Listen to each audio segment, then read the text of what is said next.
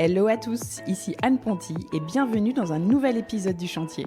Le Chantier, c'est un podcast maison, travaux et déco dans lequel j'interviewe des personnes inspirantes qui ont réalisé une rénovation. Des particuliers comme vous et moi, ou des décorateurs, entrepreneurs, architectes, bref, des gens qui ont connu ou qui connaissent encore la vie de chantier. Mon objectif, partager des conseils concrets à tous ceux qui se lancent dans les travaux. J'ai moi-même réalisé récemment ma première grosse rénovation, celle de ma maison, et en partageant les avancées des travaux sur mon compte Instagram, je me suis vite rendu compte que le sujet a intéressé beaucoup d'entre nous. Alors bienvenue sur le podcast où l'on n'a pas peur de se salir les mains, où l'on adore parler plomberie, électricité, placo et ponçage de parquet.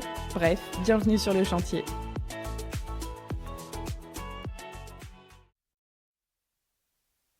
Hello à tous et à toutes, c'est parti pour un nouvel épisode avec Elena, à qui j'ai rendu visite sur le bassin d'Arcachon pour qu'elle me raconte l'histoire toute récente de sa rénovation qu'elle vient de terminer.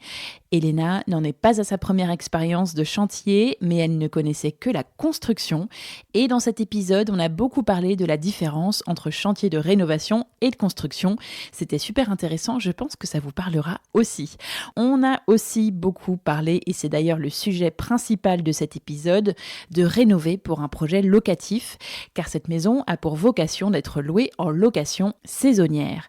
Et Elena m'a raconté la différence qu'il y a entre rénover une maison pour soi ou pour de la location. Enfin, on a également beaucoup parlé travaux et déco, bien sûr, comme d'habitude.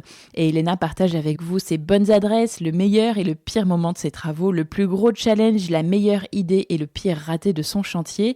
Mais on a aussi discuté investissement immobilier, car elle commence à avoir pas mal de conseils à partager. Elena a pris au fil de ses différentes expériences et vous allez voir que ce qu'elle partage dans cet épisode fait réfléchir. En même temps que vous écoutez notre conversation, rendez-vous sur lechantierpodcast.fr dans l'onglet Home Tour pour découvrir les photos de la maison en cliquant sur l'épisode 99 ainsi que les avant-après des travaux pour voir en vrai la transformation de cette maison. Mais je ne vous en dis pas plus et je laisse place à l'histoire de la rénovation d'Elena. Bonjour Elena. Bonjour Anne. Bienvenue sur le chantier. Merci.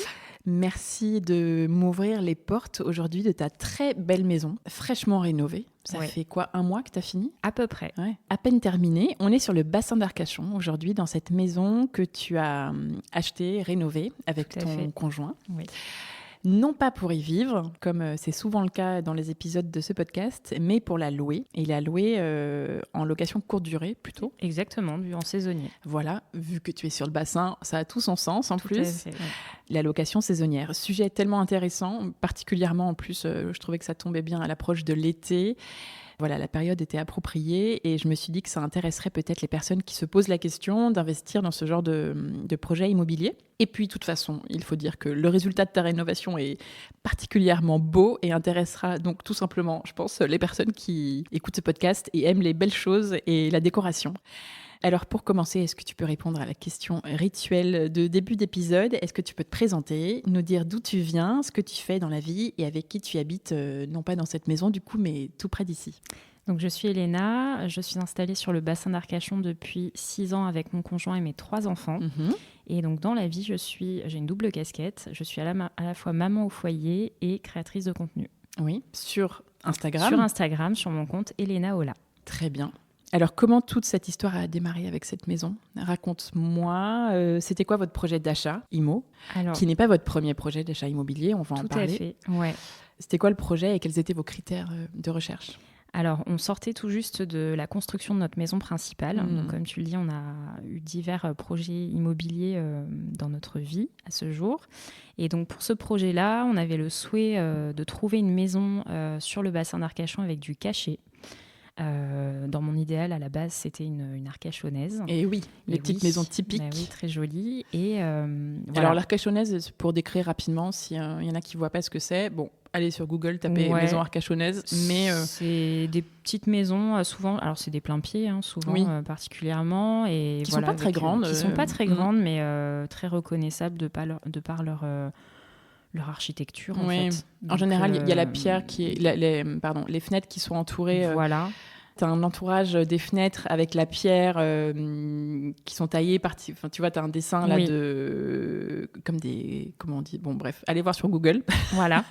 Et puis, tu as ce porche aussi, en général, et l'avant-toit. Et puis l'avant-toit, voilà. Et puis, au-dessus de la porte d'entrée, en général, tu vois, c'est pointu comme ça. Là, il y a j'aurais pas les termes techniques. Impossible de décrire, en fait. Ouais, Je suis en train difficile de à dire. décrire. J'aurais pas dû me lancer là-dedans. Voilà, sur Google. Mais c'est trop mignon, c'est très charmant. C'est les anciennes maisons du bassin. Et qui ne sont pas les cabanes d'ostréicole. Non, pas du tout. Mais du coup, voilà, ce sont des produits qui sont assez chers et onéreux et recherchés. Donc, on n'en trouve pas facilement. Et on s'est vite rendu compte qu'en fait, pour coller à notre projet, à notre budget, ça allait être compliqué. Okay. Donc, j'ai mis ça un petit peu de côté et j'ai tout simplement commencé mes recherches comme beaucoup le font sur le seloger.com, Le Bon Coin, voilà, en regardant. Donc ça, c'était en novembre 2024. Mm-hmm. Donc une maison plutôt mignonne quand même. Une maison plutôt mignonne. Si je possible. Cherchais qu'elle ait une particularité. Mon idéal, c'était de la hauteur sous plafond, une bâtisse avec une âme, du charme, quelque chose assez qui ancienne, fasse que on se projette, on a envie de l'embellir, d'en faire quelque chose, pas la maison qu'on verrait partout, quoi. D'accord. Tu voulais pas rénover sinon une maison qui avait 30 ou 40 ans Non, c'était vraiment de l'ancien. Vraiment de l'ancien, parce que c'était bien différent des projets que nous on avait déjà menés jusque-là. Voilà, vous n'aviez jamais fait vraiment de rénovation d'ancien? Jamais. Donc on a construit 2 maisons. Notre toute première, quand on était dans une autre région en France, et ensuite la seconde sur le bassin. Et pour ce projet-là, c'était allez, on se lance dans la réno. C'était une envie que vous aviez? Ouais, je pense que quand on aime l'immobilier, ça nous tentait en fait de découvrir cette facette-là qui est complètement différente pour le coup de la construction. Est-ce que vous aviez des proches qui avaient fait des rénos et vous vous êtes dit ça a l'air trop bien? Alors, non, pas forcément. Pas spécialement. Moi, mes parents, oui, avaient rénové leur maison, mais bon, on parle d'un projet qui a plus de 30 ans. D'accord. Donc, ils avaient fait ça eux-mêmes. Enfin, on est loin, on va dire, de ce que moi j'ai pu faire ici dans cette maison. Mais ça nous faisait pas peur. Enfin, on est assez entrepreneurs, je pense, dans l'âme, que ce soit lui ou moi, et voilà, on est friands de nouveaux projets, et je pense qu'on a vraiment ce truc de l'immobilier qui nous anime beaucoup. Oui. Voilà, et moi particulièrement au niveau de la déco, quoi. Ouais, de l'aménagement intérieur, etc. Ouais, exactement. Et donc, pour faire un tout petit retour en arrière, vous aviez construit une maison plutôt dans le nord. On était en Picardie à l'époque, voilà. Puis construit votre maison ici. Vous aviez un autre projet avec un appartement dans le Pays Basque. On a un petit appartement dans le Pays Basque qui est un projet locatif où on va beaucoup passer de vacances aussi. Donc ça, c'était plus l'achat coup de cœur. Je le distingue parce que c'est dans l'immobilier, voilà, il y a vraiment les achats réfléchis où on cherche de la rentabilité. Ouais. Et il y a les achats plus coup de cœur où on se fait aussi plaisir. Et pour le coup, cet appartement à Biarritz, c'était aussi pour que nous, on puisse en profiter. Ouais. Donc c'est un achat différent. Ouais. Donc vous n'en étiez pas à votre premier... C'est quoi l'expression? À votre premier... notre premier bébé immobilier. Voilà, ouais. Non, pas du tout. C'était, c'était le 1, 2, 3, le 4e. Ouais. Donc, tu sais un peu comment chercher, ce qu'il faut bien regarder quand on visite, etc. Exactement. Donc, comment ça s'est passé là? Qu'est-ce que vous avez visité? Est-ce que vous avez beaucoup visité? Pas beaucoup visité? Alors, on n'a pas beaucoup visité. Nous, c'est ça qui est assez drôle, c'est que je crois que quel que soit le projet finalement qu'on ait mené, que ce soit trouver un terrain ou alors cet appartement à Biarritz, franchement, on a très peu fait de visites à chaque fois. C'est assez drôle. Je m'en rends compte en le racontant d'ailleurs. Mais en tout cas, pour cette maison, je cherchais un petit peu sur les petites annonces, et puis j'ai vu 1 ou 2 maisons, je me suis dit allez, celle-ci, on va aller les voir. On cherchait sur le bassin, pas trop loin de chez nous, pour qu'on puisse quand même suivre le projet assez facilement. Quels critères de surface? On était, je dirais, on n'avait pas vraiment, il fallait pas que ça fasse 50 mètres carrés, mais peut-être on se disait au moins 80, voire plus, quoi. Tu voulais quoi, 2, 3, qu'on puisse avoir au moins minimum 2 chambres, qu'on puisse, si c'était pour recevoir des vacanciers, que ça puisse être des familles quand même. Et donc, avec un jardin ? Avec un petit jardin, ouais, toujours un petit extérieur. On n'avait pas besoin que ça fasse 2000 mètres carrés, enfin, que ce soit gigantesque, mais qui est quand même un petit extérieur. Et plutôt en ville ou ça pouvait être un peu plus isolé ? Alors ça, pareil, on n'était pas fermé. arrêté, pas fermé. On voulait quand même que ce soit pratique pour pouvoir passer des vacances ici. Oui. Donc les commerces pas trop loin. Voilà, qu'il y ait les commerces pas loin. On sait ce qu'on cherche, nous, quand on est nous-mêmes clients beaucoup de ce type de voyage via Airbnb, sans les citer. Et du coup, on a besoin de praticité et puis d'être près de tout. D'accord, donc vous avez un peu réfléchi à donc on a un petit peu réfléchi à ça. Vous aimez quand vous partez en voyage. Exactement. Et donc vous avez cherché un peu la même chose. Donc on a visité 2 premiers biens dans lesquels on ne s'est pas du tout projeté. Il y avait énormément de travaux. Enfin, c'était vraiment le genre de maison où on rentre, ça sent l'humidité. Enfin, on se dit, waouh, c'est un truc... C'est limite, il faut raser la maison et recommencer. Ah oui ? Ouais, c'était vraiment... ça nous paraissait une montagne. Les visites, vous y alliez tous les deux ? Ou vous aviez quelqu'un, un pro avec vous ? On y allait tous les deux, ouais. Donc ces 2 premiers biens, ça ne l'a pas fait du tout. Et en fait, moi, cette maison, j'avais vu l'annonce sur Le Bon Coin, je crois, et j'avais montré les photos à mon conjoint, qui lui m'avait dit ouais, non, moi, ça me plaît pas trop. Voilà, ça lui avait pas spécialement plu. Et donc j'avais Pourquoi ? Il t'a dit pourquoi ? Je sais pas. Je pense des fois ça s'explique pas. En tout cas, les photos ne lui parlaient pas. De l'intérieur. Contrairement à moi. Alors c'est vrai que l'intérieur, on pourrait comprendre. Ouais. C'était particulier. Si on regarde les photos, oui, effectivement, du GD avant, on peut comprendre. En tout cas, il faut se projeter. Mais je pense que là-dessus, on est très bons chacun dans notre domaine. C'est-à-dire qu'on en parlera après, mais lui, c'est un très bon maître d'œuvre. Et moi, je suis plutôt, je pense, bien dans la partie créa et projection. Okay. D'accord. Donc, moi, j'avais la vision. Déjà, en voyant les photos de cette maison, je me disais, j'ai l'impression qu'elle a une belle hauteur sous plafond. Les poutres, c'est charmant, il y a quelque chose. Enfin, il y avait plusieurs critères l'extérieur, il y avait une petite photo, on voyait qu'il y avait de la briquette. Je me suis dit, voilà, il y a quelques trucs comme ça qui m'attirent. Et donc, après avoir visité ces 2 premiers biens, je suis revenue. Je me suis dit, mais celle-ci... j'ai envie de la voir. Et du coup, on a été la voir. Et là, bingo, moi je suis rentrée dans la maison. Déjà une sensation d'un bien qui était sain. On se sentait bien. Ça avait beau être ancien. Elle était habitée ? Alors à ce moment-là, elle n'était plus habitée. Non, elle avait été louée à des locataires. Je crois que ça faisait presque 1 an qu'il n'y avait plus personne. Et ça faisait un petit moment qu'elle était en vente. Mais pardon, ça avait beau être ancien ? Ça avait beau être ancien et pas du tout au goût du jour. En fait, elle répondait à quand même pas mal de critères de ce que j'avais en tête. Les volumes, la hauteur sous plafond de 3,30 m, qui est très belle. Des poutres qui étaient très, très, très moches, très foncées, mais je me disais, là là, les poutres, c'est magnifique, faut les garder, on va pouvoir les sabler. Et les volumes, elle est finalement structurellement assez simple dans sa disposition. Tout à fait. Elle n'est pas compliquée, cette maison. On a globalement gardé les volumes existants. Oui, avec ce séjour à droite et à gauche, les chambres, le couloir. C'est assez traditionnel, mais elle n'est pas biscornue pour autant. Parce que je trouve que dans les produits anciens, parfois, on retrouve typiquement, les petites trucs. Arcachonnaises, tu peux avoir des trucs hyper biscornus, des petites pièces dans tous les sens. Et typiquement, dans une des maisons qu'on avait vues juste avant, il y en avait une qui avait la salle de bain. Il fallait monter 3-4 marches pour accéder à une espèce de salle de bain un peu en semi-hauteur. Des trucs où on se dit, oh là là, c'est compliqué, quoi. Et donc celle-ci, pas du tout. Donc, oui, elle était très simple dans ses plans, dans la disposition des pièces. Hyper bien placée. Très logique, en fait. Exactement. Un bon emplacement en hypercentre. Oui, donc là, tu es à Audange. Exactement. Entre Tossat, Lanton et Biganos. Oui, c'est ça.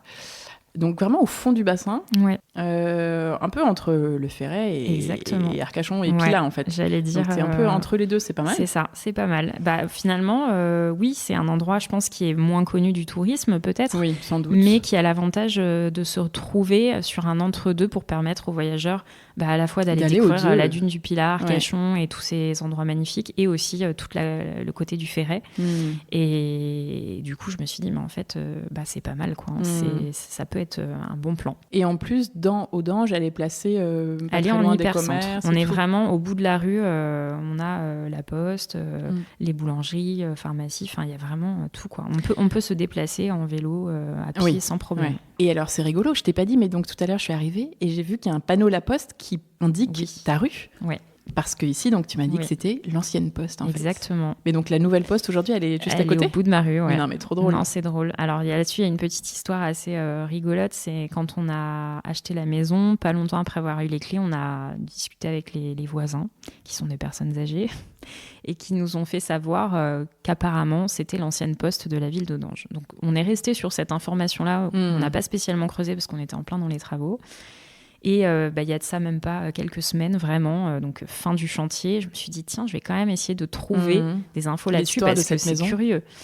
Et j'ai trouvé des qu'aujourd'hui, tu n'as aucun quoi. vestige de... J'ai pas de vestige, non. Enfin, c'est vraiment une maison d'habitation. C'est une maison d'habitation. Et ça l'était quand tu l'as on a signé chez le notaire, on nous en a pas spécialement parlé. D'accord. Par contre, quand on l'a acheté, voilà, on savait qu'elle était d'avant 1950, mais on n'avait pas spécialement d'idée de vraiment sa date de fabrique, de création. De construction. De construction, pardon, j'avais plus le terme. Mais voilà, donc j'ai mené mes petites recherches. Franchement, ça m'a pris, je dirais, 5 minutes. Hein. Merci Internet. C'est assez rapide d'avoir les infos. Et puis, je suis tombée sur quelques photos de cette maison. Et là, j'ai eu un flash, quoi. Je me suis dit, c'est ma maison, mais des photos vraiment anciennes, en noir et blanc. Avec, tu me les as envoyées, elles sont charmantes d'ailleurs, exactement, ces photos. Des personnes en habit d'époque. Et donc, j'ai utilisé notre chère IA pour essayer d'avoir une indication sur de quand dater, ces photos. L'année. Voilà, et donc ça serait à peu près autour de 1910. D'accord. Et sur ces photos, effectivement, il y est écrit sur le devant de la maison, alors j'ai pas le terme. Poste et télégraphe, non ? Poste et télégraphe, voilà. Là où on voit souvent, dans la région, les maisons sont souvent nommées. Bah là, sur le bandeau, au-dessus de la maison, sur sa façade principale, on voit poste et télégraphe et plutôt que Rosalie Villa machin. Donc évidemment, moi, ce n'était plus écrit dessus, mais il y a encore le bandeau. Il fut une époque, le bandeau est encore existant, c'était écrit. Et donc voilà, j'ai eu la confirmation que c'était l'ancienne poste de la ville d'Audange. Parce qu'on la reconnaît bien. Hein. Exactement, c'est incroyable. Ouais, c'est trop chouette. Mais donc, en tout cas, elle est bien placée, en effet, parce que si c'était l'ancienne poste, ça veut dire qu'elle était forcément accessible facilement dans le bourg. Donc, vous vous dites, c'est elle. On se dit, ah ouais, moi je suis sortie de la visite et moi tout de suite j'ai dit à mon conjoint, il faut qu'on se positionne parce que elle remplit tous les critères. Moi je lui ai tout de suite donné mes idées. Je lui ai dit si, elle a un super potentiel. Lui, il était aussi convaincu du coup, après finalement, cette visite-là, la voyant. Exactement. Et tu lui as dit, pendant la visite, tu lui as dit, regarde, là, on pourrait faire ça. Oui. Là, on enlève ce bout de mur. Ouais, voilà. Donc ça, certaines idées sont venues petit à petit, mais en tout cas, tout de suite, il y avait cette projection avec ces poutres à sabler. Voilà. Et donc, du coup, on a fait une offre un petit peu plus basse que son prix, mais vraiment de pas énorme. Elle était affichée à combien ? Elle était affichée à 385 000 €. Ok. Et on a fait une offre à 375 000 parce qu'on l'aimait beaucoup, on n'avait pas envie qu'elle nous passe sous le nez et ça nous paraissait cohérent avec ce qu'on avait vu en tout cas en termes de prix sur le marché. Donc c'est une maison qui fait elle faisait 125 mètres carrés avec un petit terrain de 300 et quelques. Voilà. Elle était à la vente depuis longtemps ? Ça faisait un moment, d'après ce qu'on a entendu dire. Ouais. Je ne saurais pas dire combien de temps, mais ça faisait plusieurs mois parce qu'elle avait déjà baissé de prix. Je crois qu'à la base, elle était affichée au-dessus de 400 000 €. Et ils avaient déjà baissé un peu le prix, donc ça faisait plus de 6 mois qu'elle était en vente. En même temps, ça, c'était il y a 2 ans. Ouais, c'était en 2024. Donc c'était déjà le moment où les prix de l'immobilier commençaient à pas mal baisser et tout. Exactement. Et où c'était un peu plus compliqué de vendre qu'il y a 5 ou 10 ans. C'est peut-être pour ça que c'est un produit qui partait pas aussi. Alors qu'elle était si mignonne. Bah oui. Et qu'elle est si belle aujourd'hui. Mais écoute, tant mieux pour toi. Vous êtes arrivé au bon moment. Est-ce que vous avez tout de suite projeté les travaux que vous vouliez faire du coup ? Oui. Toi, c'était très clair dans ta tête ? Ouais, c'était assez clair. Moi, vraiment sur l'aspect à quoi il fallait qu'elle ressemble à la fin, je dirais. Toute la partie plus technique où on parle de comment plomberie, on va faire de chauffage, de ce genre de choses, c'est moins mon domaine. Donc évidemment, ça a été des sujets qu'on a traités. Mais en tout cas, sur la partie, il faut qu'elle ressemble à ça à la fin. Voilà, moi j'ai eu la vision tout de suite, très rapidement. Ouais. Et est-ce que vous avez validé un budget travaux avant de signer le compromis ? Tu vois, est-ce que vous êtes revenu avec un... ou est-ce que vous-même, vous savez chiffrer facilement à peu justement, près. Alors la personne qui nous l'a vendu avait fait une estimation, alors je ne sais pas trop de quelle manière, du bien. Si j'ai un conseil, ne pas écouter. Ouais. Puis en fait, c'est des estimations qui englobent quoi ? C'est peut-être pas du tout les mêmes travaux que vous voulez faire. Donc je crois qu'elle nous avait dit 60 000 €. Bon, on est à plus du double, clairement qu'on se le dise. Donc voilà, après... On aurait pu faire... Non, mais ça dépend ce que tu veux faire. Voilà, vous avez fait un truc hyper joli. C'est-à-dire qu'on peut faire bien moins, c'est toujours pareil. C'est extrêmement subjectif faire comme rien, sujet. D'ailleurs. On pouvait rien faire, ou juste changer le sol et mettre une peinture. Exactement. Mais non, on s'est pas contenté que de ça. Et quand on commence à toucher, effectivement, à changer le chauffage, la rendre mieux isolée, etc., ça commence à forcément impacter le budget. C'est sûr. Vous aviez une enveloppe, en tout cas, vous, qui vous permettait d'avoir un budget travaux de 100 000 euros, voire un peu plus. Voilà, au moins. Ouais, c'était ça. On était sur un peu plus de 100 000 euros. Ouais. Ok. Donc là, ça rentrait. A priori. Donc là, ça rentrait. Surtout qu'elle vous a dit 60, vous a dit, bon, on est large, on peut faire comme ça encore mieux si jamais elle nous dit un truc complètement sous-estimé. Exactement. Est-ce que vous avez fait venir des artisans rapidement, du coup? Oui, on a fait venir les corps de métier principaux, donc maçons, plombiers, électriciens. Donc différents artisans à chaque fois. Comment vous vouliez gérer le truc? Vous ne vouliez pas prendre un maître d'œuvre qui gère tout le monde? Donc, pour une question de budget, on ne prenait pas d'architecte parce que sur cette partie-là, moi, de nos expériences, j'avais la capacité de pouvoir gérer l'aspect à quoi ça doit ressembler à la fin. Et par contre, sur l'aspect vraiment maîtrise d'œuvre, c'est mon conjoint qui a géré en fait tout le déroulement des chantiers et qui on a fait appel à des sociétés avec qui on avait déjà travaillé sur notre projet de construction qu'on connaissait, ou alors des recommandations, ou alors carrément des sociétés qu'on a cherché. On a fait plusieurs devis, on a eu le feeling et puis voilà, ça s'est fait comme ça. Oui, parce qu'entre la construction et la rénovation, les artisans ne travaillent pas forcément de la même façon. Peut-être que tu peux pas prendre un artisan qui fait que de la construction, par exemple. Oui. Pour un projet réno. Exactement. Donc, en fait, je crois qu'il y a soit des artisans qui sont un peu tout corps de métier, mais là, c'était pas du tout le cas. On a vraiment pris chaque corps de métier pour chaque besoin dans la maison, pour un poste bien précis. Donc, toute la difficulté, ça a été de coordonner l'ensemble de ces artisans pour que le planning du projet se déroule bien. Donc là, clairement, c'est le travail d'un maître d'œuvre. Donc, je félicite encore mon conjoint qui a mené ça avec brio, franchement, parce que c'était pas évident. Moi, à cette époque-là, j'étais en pleine grossesse. Tu venais de tomber enceinte, non? Oui, j'étais en début de grossesse quand on a visité la maison. Et donc, en gros, toute ma grossesse, il y a eu les travaux. Exactement. À mon grand désespoir, j'ai été frustrée à certains moments de ne pas pouvoir être plus présente et suivre vraiment le truc. Donc, c'est lui qui s'est plus occupé de cette partie-là. Et voilà. Donc, ça a été cette difficulté-là de bien faire coordonner tout le monde pour qu'il n'y ait pas de rupture dans le planning et que tout se passe le mieux possible. Et alors, maintenant que vous aviez trouvé la bonne, comment vous avez affiné le projet locatif, tu vois? En termes de rentabilité, est-ce que vous avez regardé un peu les prix de location autour? Alors, même peut-être avant d'acheter? Franchement, non. On est un petit peu... on a un peu foncé... On fonce un peu tête baissée. Hein, donc... on avait une idée parce que on a des amis qui louent leur maison parfois sur le bassin, leur propre maison, tu sais, ça se fait beaucoup pendant l'été, etc. Donc ici, on avait quelques repères en fait de ce que ça peut se louer. Après, sur cette partie-là, c'est vraiment mon conjoint qui gère plus cette rentabilité. Il est très fort là-dedans. J'en parlerai peut-être après, mais il utilise une plateforme qui régule le prix de la nuitée en fonction de ce qui se fait sur le marché aux alentours. Donc, c'est pas nous qui statuons de dire, c'est tant la nuit. C'est vraiment, ça fluctue un petit peu en fonction de la période. C'est pas d'une semaine sur l'autre, même au mois d'août, par exemple, ça peut d'une semaine changer. sur l'autre, c'est quand même, les tarifs sont quand même fixes. T'as haute saison, basse saison. Voilà. Mais après, c'est vrai que c'est régulé en fonction de, sur la ville d'Audange, combien il y a de maisons, ces maisons-là, combien elles se louent, etc. Ah oui, c'est un calcul hyper... C'est de l'IA, je pense, qui fait un peu des petits robots qui font le calcul eux-mêmes. Voilà. Donc, est-ce qu'on avait anticipé ça vraiment au tout début? Pas vraiment, parce qu'en fait, on s'était dit, OK, notre idéal, ce serait éventuellement de faire un projet locatif saisonnier, mais si on voit que ça fonctionne pas, parce qu'on n'est jamais garanti de rien, on investissait sur une ville où c'est peut-être un petit peu moins recherché, un petit peu moins touristique que le Cap-Ferret ou Arcachon. Oui. On s'était dit, au pire, soit on revend le bien, on l'embellit, on le revend un peu plus cher, ou moi vraiment de mettre quelqu'un à l'année, c'était pas mon idée, mon projet. Donc ça, je pense qu'on l'aurait pas fait. Donc c'était soit on faisait un achat-revente, ou alors on faisait du saisonnier. Ce qui restait rentable aussi. Ce qui restait rentable a priori aussi, ouais. Comment vous avez décidé des plans de la maison, des modifications que vous alliez faire ici, des grosses modifications, je veux dire? Alors, il n'y en avait pas tant que ça. Il n'y en avait pas tant que ça, effectivement.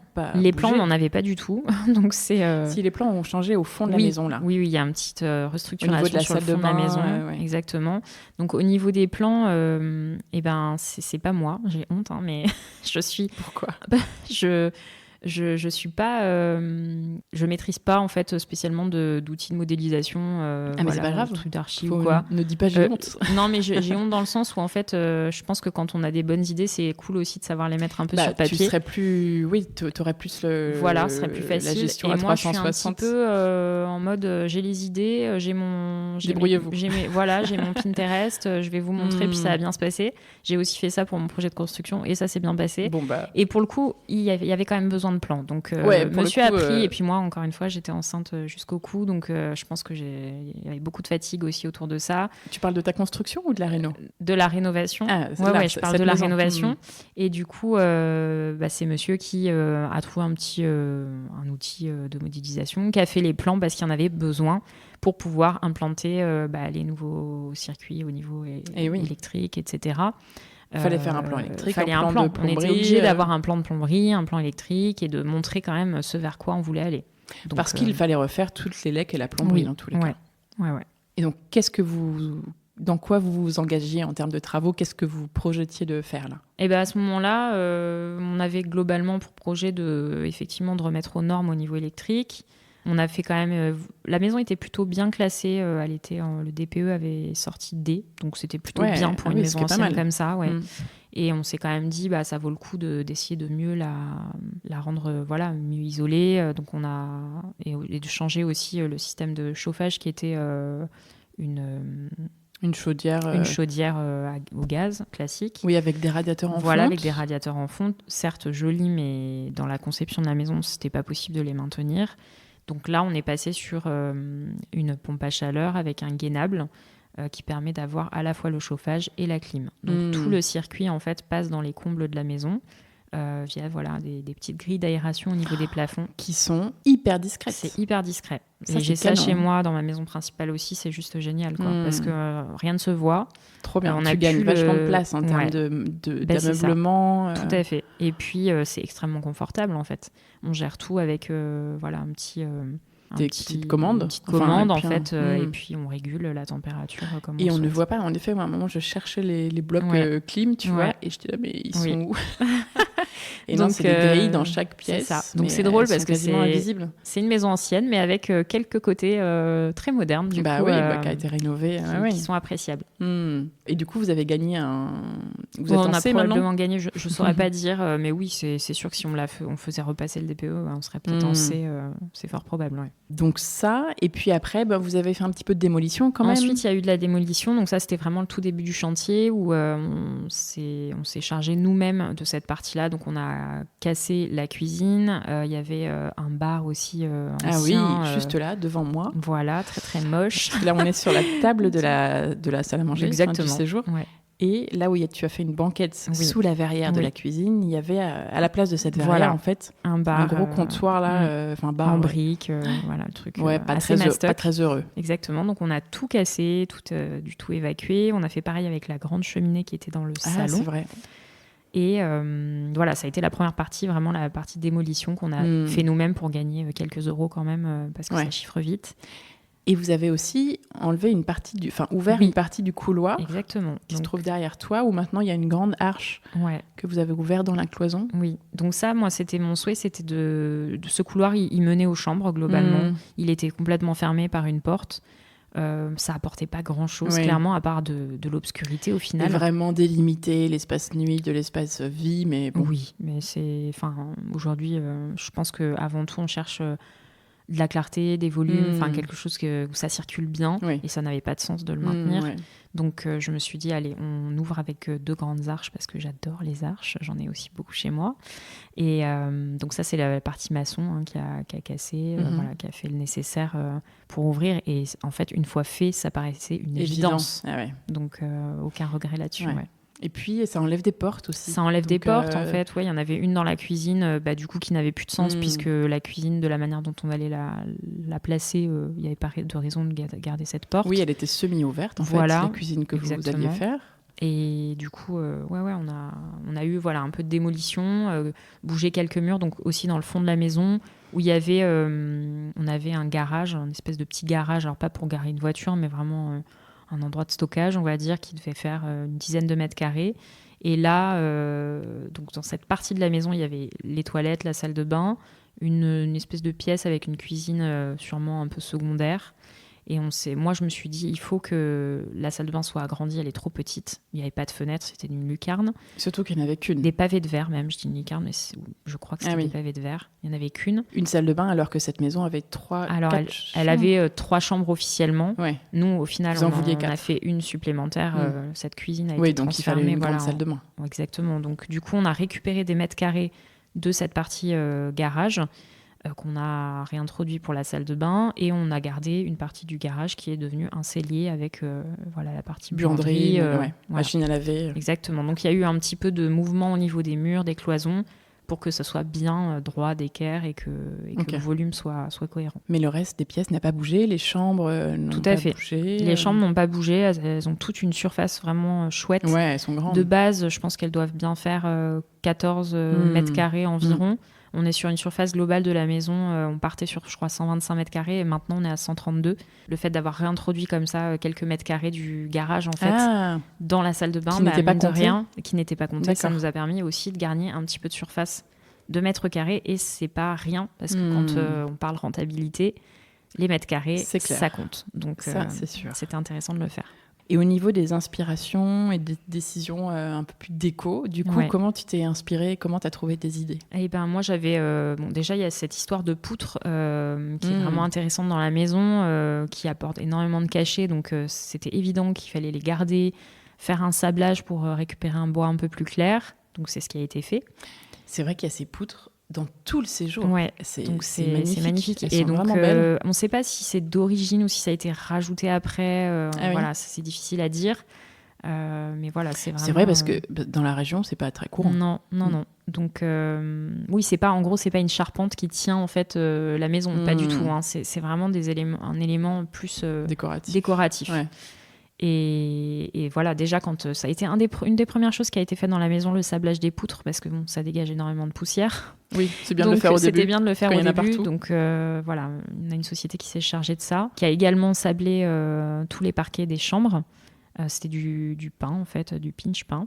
Oui, du pinch pain. Il y en a partout dans la région. Exactement. Moi, chez moi, c'est pareil. Voilà. Donc, il a été sablé pour essayer de le récupérer. Il était plutôt en bon état, mais il méritait un petit coup de neuf. Et on est super contents parce que finalement, le résultat là est vraiment chouette. Et on a pu maintenir ce parquet d'origine. Ils sont très beaux, ces parquets. Et on a aussi gardé les encadrements de portes et les portes anciennes des chambres qui ont été également sablées. C'est trop joli. Et elles sont vraiment belles parce que c'est des portes anciennes, assez grandes, hautes. Donc c'était évident que ces éléments-là, on voulait les conserver. C'est canon. Et c'est vrai que quand tu les sables, t'es contente quand tu vois qu'il y a un joli bois dessous parce que tu sais pas trop. Ouais. Et là, c'est très joli. Ouais, et ça apporte beaucoup de charme. Mm. Donc c'est de ça que tu es partie en fait. Donc ce bois. Disons que voilà, il y avait les éléments de la maison anciens que j'avais envie de maintenir. Ensuite sur la partie, alors si on commence par l'entrée, il y en avait pas, donc j'avais envie de créer une entrée. Donc c'était aussi parce que la porte d'entrée, on se retrouvait directement dans ce grand séjour. Exactement. Donc j'avais envie de structurer un peu tout ça en ayant une petite partie entrée qui est quand même ouverte, mais qui permet d'avoir une petite banquette, ranger ses chaussures. Et puis de délimiter cet espace. Voilà, un petit porte-manteau, de délimiter. Et une chose évidente dans la maison, j'avais envie de mettre des verrières. C'est mon grand truc. J'allais dire comment est venue cette idée de verrières, parce qu'elles sont tellement jolies. Ouais, donc je pense qu'on a tous notre patte, et c'est peut-être un peu une des miennes, puisque j'en ai aussi dans ma maison principale. T'aimes bien les verrières? J'aime bien les verrières, je trouve que ça apporte vraiment du cachet à une maison. En intérieur, comme ça, pour séparer. Ça laisse passer la lumière, mais c'est un élément assez fort dans la décoration. Donc ça rend une maison, à mon sens, moins classique, moins la maison qu'on voit partout. Donc c'est un peu construire son identité, je trouve. Surtout si, comme tu l'as fait ici, s'il y a un dessin particulier dans les montants en bois, exactement. etc. Donc là, c'est que je me suis inspirée évidemment de modèles que j'avais pu voir, et toujours avec cet esprit un peu arche. Et puis j'ai fait deux verrières, donc une dans l'entrée et une dans la partie salle à manger, qui sont différentes toutes les deux, mais il y a une petite cohérence. Elles n'ont pas le même visuel. Ouais, dans la cuisine, il n'y a pas de partie. Enfin, la partie basse est toute simple. Exactement. Les arrondis sont que en haut. Ouais. Et dans l'autre, ça ressemble un peu à des grosses tulipes. Exactement. J'allais dire, on dirait des fleurs. Ouais. Donc, c'est très joli. Donc, je dirais qu'il y a ces éléments-là, j'avais très envie de les introduire. Alors, ça fait clairement monter le budget. Dès qu'on commence à faire des éléments déco comme ça, sur mesure, souvent on me pose la question sur les réseaux sociaux, mais où est-ce que tu as trouvé ta verrière ? Pas chez Leroy Merlin. C'est une évidence, mais effectivement, c'est pas chez Leroy Merlin. On est sur un produit qui a été fabriqué vraiment pour sur l'espace. Donc, ça a son prix. Mais moi, aujourd'hui, avec mon expérience, je dirais que je préfère ne pas faire une croix là-dessus et peut-être mettre un carrelage un peu moins cher, un parquet un peu moins cher, enfin voilà, mais avoir un élément déco comme ça qui donne une vraie identité à la maison. Donc, est-ce que tu te rappelles du prix par verrière? Oui, je dirais que là, de mémoire, ça tourne autour de entre 2500 et 3000 euros à peu près sur ce type de verrière pour chacune. Elles sont grandes, hein? Ouais, elles sont grandes. Il y a une belle hauteur sous plafond dans la maison, on est à 3,30 m. Donc elles font bien 2 mètres par 3, je pense. Ouais, facile. Donc elles sont complètement réalisées par un menuisier sur mesure en chêne. En chêne, oui. Donc on est sur des beaux matériaux, donc et voilà. Mais ça fait clairement son effet. Et donc de là, côté idée, j'avais très envie de créer dans l'espace salle à manger une banquette. J'ai pareil eu la petite frustration de ne pas pouvoir le faire dans ma maison que j'ai construite. Donc je me suis dit, dans cette maison-là, si je peux le faire, je le fais. Et ça s'y prêtait très bien. Donc, du coup, le menuisier s'est aussi chargé de me créer la banquette qui est complètement du coup intégrée à cette verrière. Est-ce que c'est un coffre aussi ou pas? Non, c'est vrai que ça aurait pu, mais bon, ça c'est pareil, dès qu'on veut faire des petites choses en plus comme ça fait grimper le devis, donc on est resté sur quelque chose de soft. Et donc j'en ai fait une qui est en MDF dans la partie salle à manger qui est peinte, qui se fond un peu dans les murs. Oui. Et une qui est dans l'entrée, qui, elle, est en chêne et qui a ce côté bois. Voilà, comme ça, il y a 2 styles, 2 ambiances. Ouais, c'est très joli. Et typiquement, pour un projet locatif plutôt haut de gamme, sans être dans le luxe, mais si tu veux faire une belle maison, ça, c'est typiquement l'élément, la verrière qui peut créer le coup de cœur. Tout à fait, ouais. Et tu vois la photo et tu te dis « Ah, elle est trop belle, viens, on va là en vacances. » Exactement, c'est ça qui fait, à mon sens, quand on cherche... Moi, je suis moi-même cliente et quand je déroule pour trouver la maison pour mes vacances, tu t'arrêtes sur la belle. J'aime bien atterrir dans un endroit où je vais me sentir bien, qui est joli. C'est propre à chacun, mais c'est vraiment un truc qui est agréable. Et je sais que c'est des éléments comme ça qui vont attirer mon regard. Donc, c'est sûr. C'est ce que j'ai essayé de faire. Donc, en gros, tu t'as pris des idées sur les réseaux sociaux. Ouais, sur Pinterest, les réseaux. Okay. Tu t'es fait des petits mood boards? Non, pas forcément. Pas spécialement, non. Okay. J'ai mes petits tableaux Pinterest, je me crée mes petits tableaux à moi. Et tu montrais des images aux artisans en leur disant voilà l'idée. Exactement. Donc par exemple pour la partie salle à manger, j'avais vraiment une inspiration très précise d'une photo que j'avais vue et je suis partie de ça pour essayer de créer moi quelque chose un peu dans le même esprit. Ok. Voilà. Et du coup donc l'artisan c'est le menuisier. Typiquement c'est lui qui a dessiné la verrière. Voilà. Donc lui il me fait des dessins, ensuite on valide ensemble et puis. Alors, c'est vraiment du sur-mesure, donc c'est-à-dire qu'on choisit exactement la longueur de la banquette. Enfin, il y a toute une réflexion là-dessus pour qu'elle tombe pile au niveau de la fenêtre, etc. etc. Donc, c'est ça qui est chouette et on a validé tout ça ensemble pour ensuite qu'ils puissent réaliser l'ensemble des verrières, banquettes et puis les installer par la suite. Et puis, ce qui est bien quand tu as des artisans comme ça qui travaillent bien, c'est que eux, ils gèrent l'aspect technique. Tout à fait. Et en fait, toi, tu peux leur montrer la photo de ce que tu veux. Et donc, pour moi, qui ne suis pas du tout... comment s'appelle l'outil? Sur la technique. tu sais, il y a un outil qu'utilisent beaucoup les archis. SketchUp? Ouais. Moi qui ne suis pas du tout SketchUp, c'est ça? Oui, le logiciel. Au moins, grâce à mes photos et juste en expliquant bien, au final, on y arrive. Okay. Il n'y a pas besoin de modéliser. Il n'y a pas besoin de modéliser. Après, des 3D, des plans. Oui, dans l'idéal, c'est sûr que c'est mieux et ça leur simplifie peut-être un petit peu la tâche, mais en l'occurrence, ça fonctionne aussi très bien. Et puis en tout cas, là, il n'y avait pas de choses suffisamment compliquées pour que tu aies besoin de ça. Bon, alors comment vous avez préparé le début du chantier, trouvé vos premiers artisans et tout? C'était vraiment un mix de recommandations Google et des artisans que vous connaissiez déjà, exactement, en fait. C'est ça. Donc on a fait appel à ceux qu'on connaissait déjà, qui eux-mêmes parfois nous ont recommandé un artisan. Par exemple, notre peintre je crois que c'est son frère qui est plombier. Et du coup, comme on a une pleine confiance dans cet artisan-là qui était intervenu chez nous, c'était évident que son frère allait très bien travailler aussi. Donc on l'a fait évidemment venir, on a fait le devis, on a eu un très bon feeling et hop, c'est parti comme ça, quoi. Donc je dirais que principalement, de par ceux qu'on connaissait et puis de la recommandation et un petit peu de recherche. Par exemple, l'artisan pour l'aérogommage, c'est nous qui l'avons trouvé en faisant des recherches. On en a fait venir 2 et finalement on a eu le feeling avec un et on a pris, pour le coup, pas le moins cher, je crois. Important de le dire aussi. Souvent, on a tendance à se dire je vais prendre le devis le moins cher, ce qui n'est pas forcément la meilleure idée. Ou l'inverse. Moi, je dis plutôt peut-être faut pas prendre le moins cher. En fait, c'est tellement dur et ça dépend. C'est vrai que quand on a un budget à tenir et tout, des fois on est prêt à grappiller quelques centaines d'euros. Après ça dépend, parfois celui qui est moins cher tu vas le sentir hyper bien et ça va trop bien se passer. Il n'y a pas trop de règles, je crois. Mais c'est vrai qu'en général moi je trouve ça pas mal de prendre celui du milieu, quoi. Oui, là c'est un peu ça. Sauf le plus cher si tu veux faire un truc hyper beau, que tu as les moyens, go. Tout à fait. Mais là en l'occurrence je crois qu'on a pris le devis un peu du milieu et en fait on a eu un super artisan que je recommanderai par la suite dans l'épisode, qui a fait tout le sablage et qui a vraiment très très bien travaillé. Donc on en était très contents. Est-ce que le fait que la maison était destinée à la location, tu trouves que ça a changé quelque chose dans la façon de préparer ce chantier et puis de la rénover par rapport à une maison que tu rénoves pour être ton chez-toi ? Alors je dirais que je l'ai pensé... Tu vois, en termes de réflexion sur les plans, sur les pièces, sur l'aménagement intérieur, peut-être sur les matériaux aussi, la praticité, la solidité. Oui. Je dirais que je l'ai pensé pour qu'elle soit facile à vivre, pratique au quotidien, adaptée pour des familles qui viennent avec leurs enfants. Ça, c'est une évidence. Enfin, on a fait une petite chambre dans les 3 chambres principales. Il y en a une qui est la chambre des kids, clairement. Et je pense que c'est un petit parti pris, mais... moi-même, maman, je sais que c'est quelque chose que j'apprécie et je suis déjà arrivée dans des Airbnb où il y avait cette chambre pour les enfants avec le lit superposé. Mes enfants, quand je vois les étoiles dans leurs yeux, quand ils découvrent cette pièce, c'est un bonheur en fait. Donc, j'avais vraiment tellement envie... cool de ne pas devoir faire dormir tes enfants dans le grand lit double en mettant des coussins. Tout à fait. Donc là, ça leur est dédié et je trouve ça hyper cool. Donc c'est un parti pris mais très assumé. Je comprends. Après, sur l'aspect effectivement de la maison...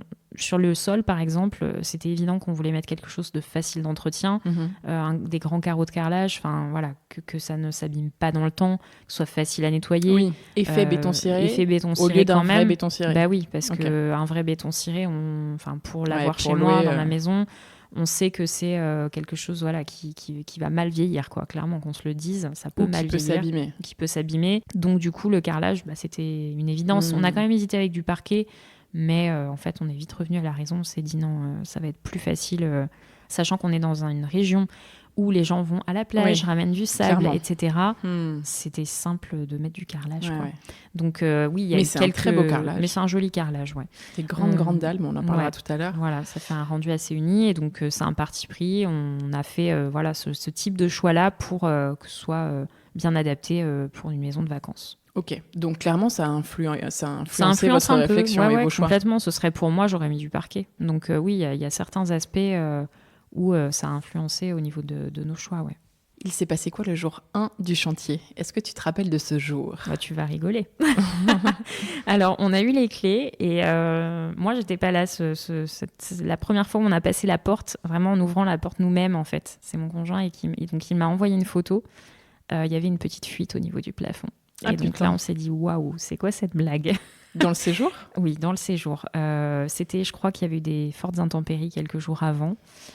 Et donc, on avait une flaque d'eau au milieu du salon, quoi. Et là, on s'est dit, non, mais c'est pas possible, on vient juste d'avoir les clés. Tu sais, j'ai entendu un conseil, c'est de, juste avant d'aller chez le notaire, signer, passer à la maison pour vérifier que tout va bien. Et nous, je sais que... Genre 2 heures, ou la veille, ou le matin, tu vois. On n'avait pas pu, en l'occurrence, mais il faut le faire, je confirme. Alors, donc, en général, tout va bien, mais plus de peur que de mal. Dans ce cas-là, c'est les intempéries qui avaient fait qu'il y avait une tuile, je crois, qui avait bougé au niveau de la toiture. Donc, il y avait eu de l'eau qui s'était infiltrée. Bon, quand même, ça coulait, ça goûtait. On s'est dit, va falloir faire le nécessaire pour nettoyer la toiture et que ça n'arrive plus, parce que une fois qu'on a fini le chantier, on n'a juste pas envie d'avoir ce genre de surprise. Et là, c'est pour ta pomme ou... Oui, je crois. Il me semble. Donc un super premier jour. Donc un super premier jour. Mais voilà, bon, ça c'était le jour 1 où on est venu voir la maison vraiment quand on était officiellement propriétaire. Et sinon, le premier jour de début de travaux, c'était de la démolition. Voilà, donc casser la cuisine, ce genre de choses, quoi, pour commencer à faire place nette et pouvoir passer aux étapes ensuite de faire venir les artisans et intervenir petit à petit. Donc là, on était en avril, l'année dernière. On était en avril 2025, ouais, ça fait un an. Et combien de temps ont duré les travaux ensuite, à partir de ce moment-là ? Je dirais un an. Presque un an. À peu près, puisqu'on est en mai. Puisque et là, que nous sommes fin mai. Et on a eu nos premiers locataires là qui ont découvert la maison il y a quelques jours. Mais ça a duré un an. Alors, c'est rigolo parce que mon conjoint, lui, il projetait les travaux à quelques mois. Ouais.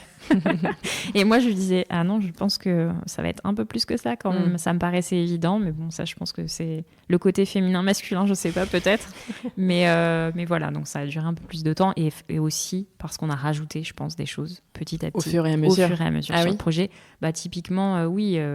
je pense qu'au tout début, on n'avait pas forcément prévu, je pense, de refaire, nettoyer forcément la toiture, enfin ce genre de choses. Et du coup, ça impacte forcément un petit peu le déroulé des travaux, quoi. Et les devis.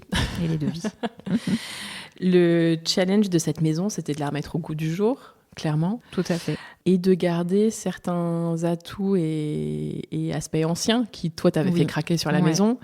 De les sublimer un petit peu, de les sublimer carrément même, notamment, par exemple, tu parlais des poutres, des parquets, etc., mais aussi de la moderniser. Oui. Et du coup, au niveau de ces éléments anciens, donc on a parlé des portes, il y avait aussi des cheminées dans les chambres, un peu partout, je crois. Dans chaque chambre, les 3 chambres principales, il y avait une cheminée ancienne. Donc que vous avez qu'on n'a pas pu garder parce que tout simplement sur la disposition des chambres, en fait, pour mettre un lit double, etc., elles étaient en plein milieu de la pièce. Enfin, c'était pas envisageable de les garder. C'est des cheminées... Puis t'as pas besoin de cheminée dans toutes les chambres, en fait, même si c'est juste décoratif. Ça fait toujours mal au cœur d'enlever des éléments un peu anciens comme ça, mais quand on peut les garder et que ça plaît, pourquoi pas. Mais là, en l'occurrence, vraiment, c'était pas possible dans la conception de chaque chambre de garder les cheminées. Surtout qu'elles étaient placées dans des endroits... Oui, vraiment des endroits là où allaient arriver les lits. C'est ça. Donc, en fait, comme on a créé donc, dans les 2 chambres principales avec les lits doubles, on a mis...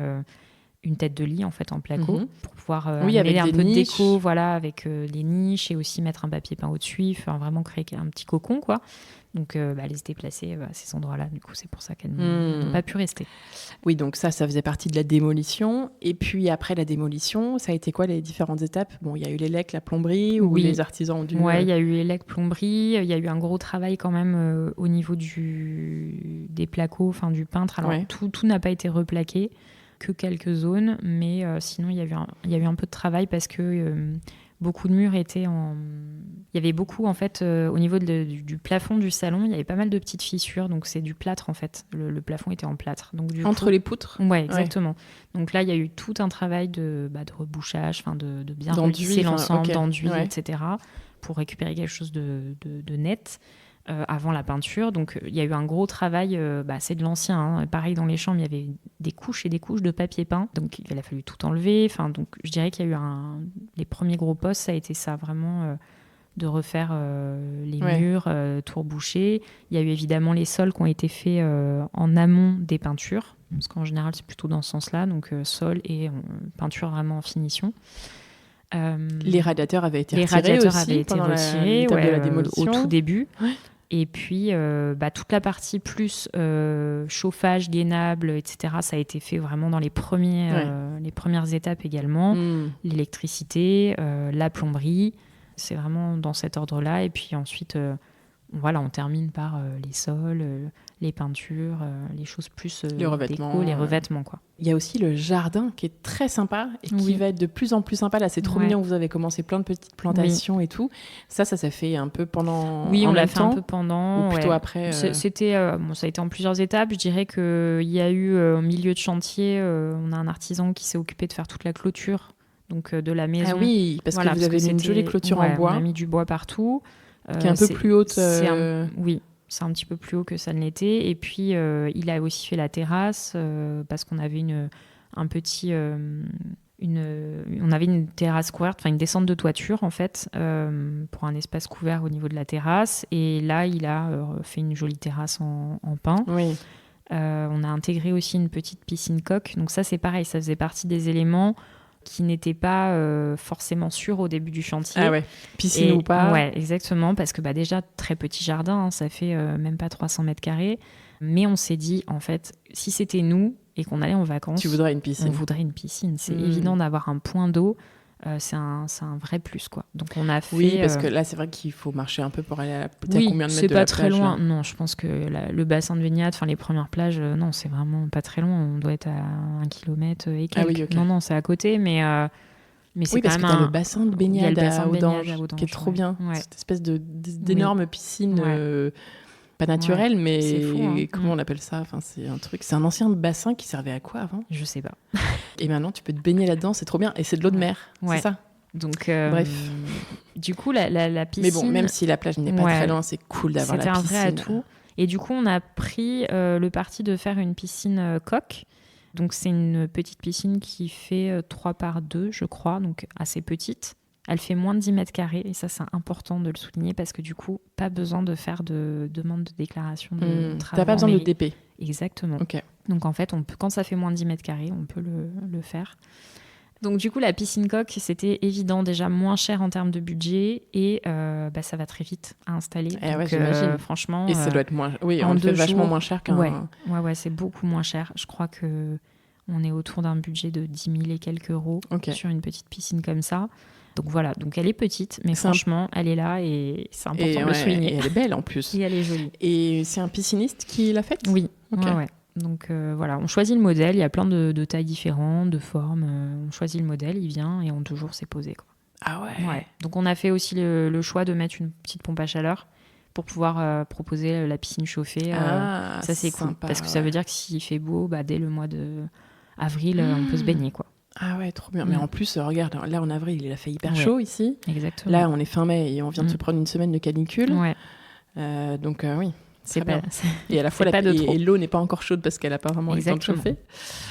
Ok, donc l'extérieur en même temps. Et puis bon, là, plus récemment, vous avez fait les plantations. Voilà, je me suis mis un petit coup de nerf sur la fin parce que j'avais envie que ça soit quand même assez propre. Donc c'est pas totalement fini, mais voilà, j'ai planté un petit peu tout le tour de la maison.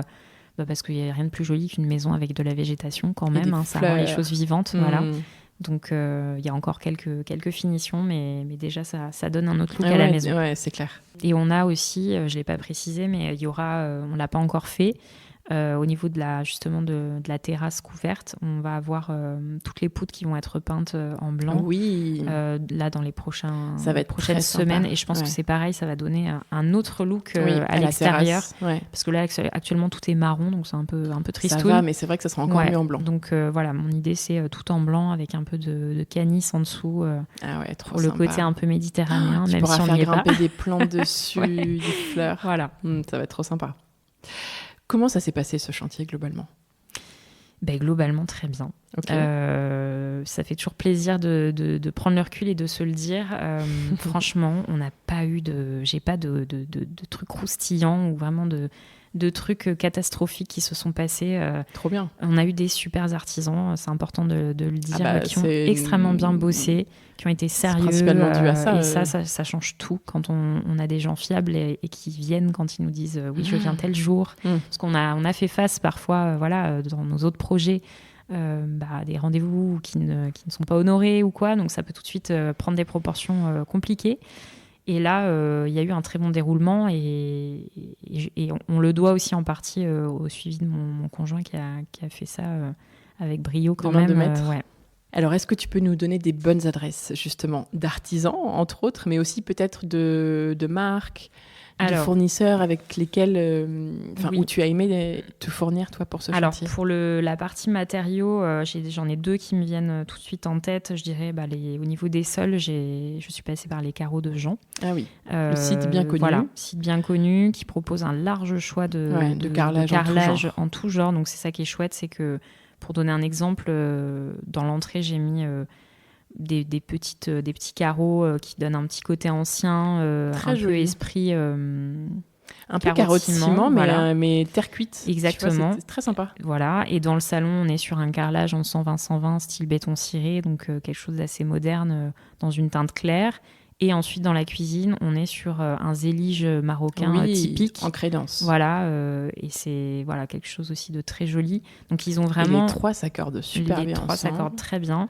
Et dans la salle de bain, pareil, on est sur quelque chose de similaire un peu à l'entrée. C'est la même gamme, mais dans une autre finition. Donc, ils ont vraiment un large choix. Donc, je recommande vivement ce site. Et puis, ils ont du vrai et de l'imitation. Exactement. Tu vois, je pense qu'ils ont de la vraie zélige et de l'imitation zélige. Donc, du coup, il y en a un peu pour tous les budgets. En termes de budget. Exactement. Et on peut aussi totalement recevoir des échantillons. Moi, ça a été le cas pour valider ses choix, etc. Ah, trop bien ça, c'est une super et après, ils te livrent adresse. Ils t'ont livré. Et après, ils te livrent, nickel. Donc, je dirais ça pour les sols. Pour la partie peinture, moi, je suis grande cliente de chez Libéron. Je trouve que c'est une marque qui est accessible. On la trouve chez Leroy Merlin. Oui, ils sont chez Leroy Merlin, oui. Ce type d'enseigne. Et ils ont cette capacité à proposer des couleurs qui sont dans l'air du temps, modernes, qui suivent les tendances, mais qui sont toujours très harmonieuses, qui matchent toutes bien, je trouve, les unes avec les autres. Enfin, je trouve toujours mon bonheur, moi, chez eux. Donc, c'est cette marque-là qui... ils ont des jolies couleurs. Et c'est leur gamme velours de peinture, je crois. Ouais. Qui est chouette. Qui est très chouette. Qui a un très joli rendu. Donc, ils ont un joli nuancier et vraiment de très bonne qualité, en tout cas. Ok. Ensuite, pour la partie matériaux, je vais rester dans le sujet des matériaux. La cuisine, on est passé par Leroy Merlin. Je suis hyper contente du rendu de cette cuisine, que je trouve... assez intemporelle. Je suis partie sur quelque chose d'assez sobre, je dirais. C'est du chêne. Elles se font hyper bien dans l'ensemble. Et on a été vraiment contents. Elle fait quali, hein? Ouais, elle fait super quali et on m'a beaucoup demandé, mais c'est un sur-mesure. C'est quel cuisiniste? Oui, c'est ça. Et c'est Leroy Merlin. Donc, ils font vraiment de bons produits qui peuvent faire ce petit effet waouh. Tu te rappelles de ton budget cuisine au global? Oui, on est sur... juste sur le mobilier, peut-être 7 500 € à peu près. Ah ouais, elle est grande, hein? Elle est grande. C'est ce que j'allais dire, c'est que pour le nombre de modules... Et j'ai des tiroirs partout. Et sous la verrière, il y a des meubles aussi derrière. Ouais. Donc, il y a les deux côtés. Oui, il y a les deux côtés. La cuisine, elle doit faire... T'as de la longueur, hein? 11-12 mètres carrés, je pense. Ouais. Comme ça. Il y a des tiroirs partout. Il n'y a pas de meuble haut. Il n'y a pas de meuble haut. Il y a 2 colonnes. Mais il y a une belle longueur quand même. Il y a un bon plan de travail. D'ailleurs, le plan de travail, c'est aussi Leroy Merlin. C'est une imitation Travertin. Hein. Ça s'appelle du compact qu'on a mis. Donc, c'est pas du mélaminé, c'est un petit peu mieux. Voilà, je saurais pas. Et c'est résistant. Et c'est assez résistant quand même. Parce que de mettre de la pierre, du silestone ou du dectone, on aurait aimé, mais là, on explose le budget par contre. Donc, on est resté raisonnable et franchement, l'effet est complètement au rendez-vous. Donc, je recommande vraiment. Et cette cuisine, sur son aménagement, les dimensions de la pièce n'ont pas changé par rapport à avant? Pas vraiment. Disons qu'on a placé la verrière comme nous, on avait envie de la placer. Donc, peut-être qu'à la base, elle était un petit peu plus profonde, je saurais pas dire, mais on est à peu près sur les volumes existants. Ouais. Donc, donc en fait, elle est assez simple au niveau de sa conception. Oui. Ok, donc Leroy Merlin pour les cuisines. Les poignées aussi, c'est Leroy Merlin? Oui, c'est Leroy Merlin aussi. On a des petites poignées en laiton comme ça, dorées. Je recommanderais aussi en matériaux, on est passé par Aurac pour tout ce qui est plainte. Ouais. Et aussi les corniches dans les chambres qu'on a ajoutées. Il n'y en avait pas du tout, pour apporter un petit côté un peu ancien aussi, comme l'est la maison.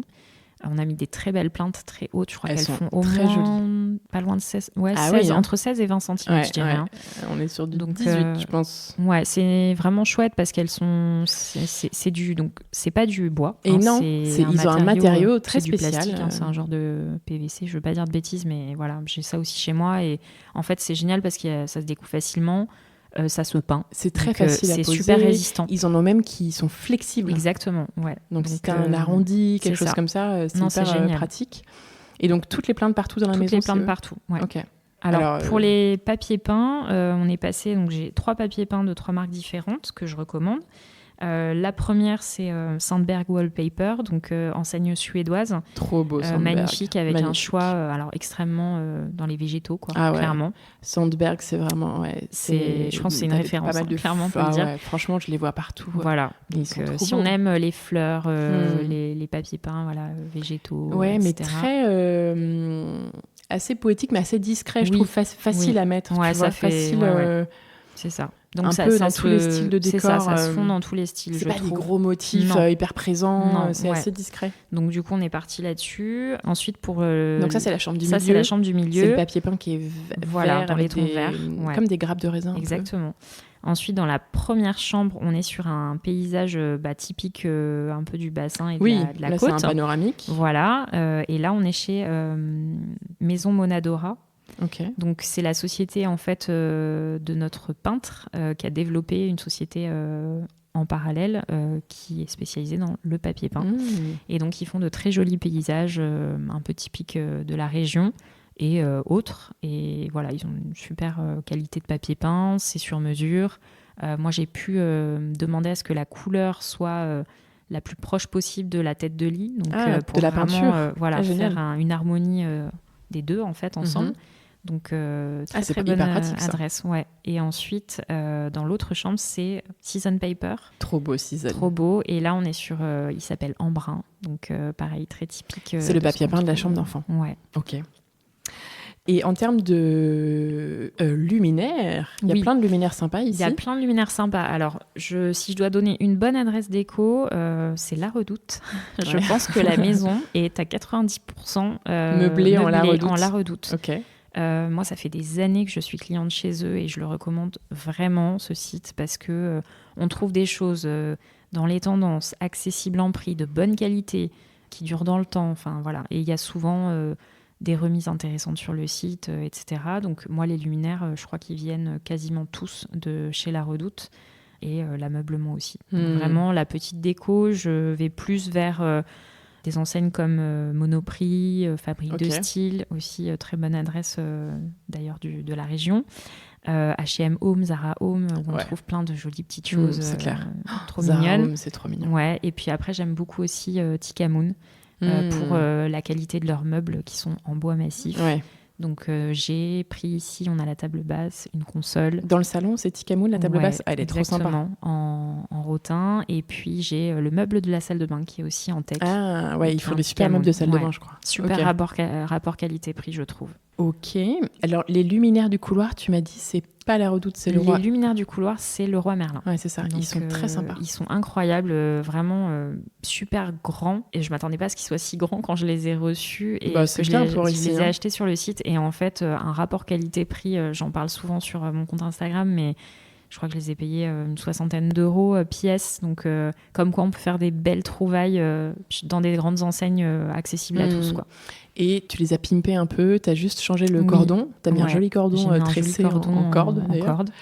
Et une petite rosace qui est très mignonne. Porcelaine. Ouais. Voilà, ça fait la différence. C'est du détail, mais c'est vrai que c'est ça qui fait le petit truc en plus. Ouais, c'est clair. Eh bien, trop bien, merci pour parler des artisans. Bonnes adresses déco. Parlons d'artisans, en effet. Côté artisan, je vais en citer 3. Alors, je suis très contente globalement de l'ensemble, mais bon, il faut faire une petite sélection. Donc, je vais citer la société du peintre, en fait, donc, qui s'appelle Lapin. Donc, c'est un petit jeu de mots. Comme un lapin ? Voilà. Non, pas comme ça s'écrit pas comme un lapin, mais c'est la et pain comme P-E-I-N-T, quoi. Donc, c'est eux qui ont fait tout le gros travail de bien lisser les murs, de peindre. Enfin, ils ont fait un super boulot.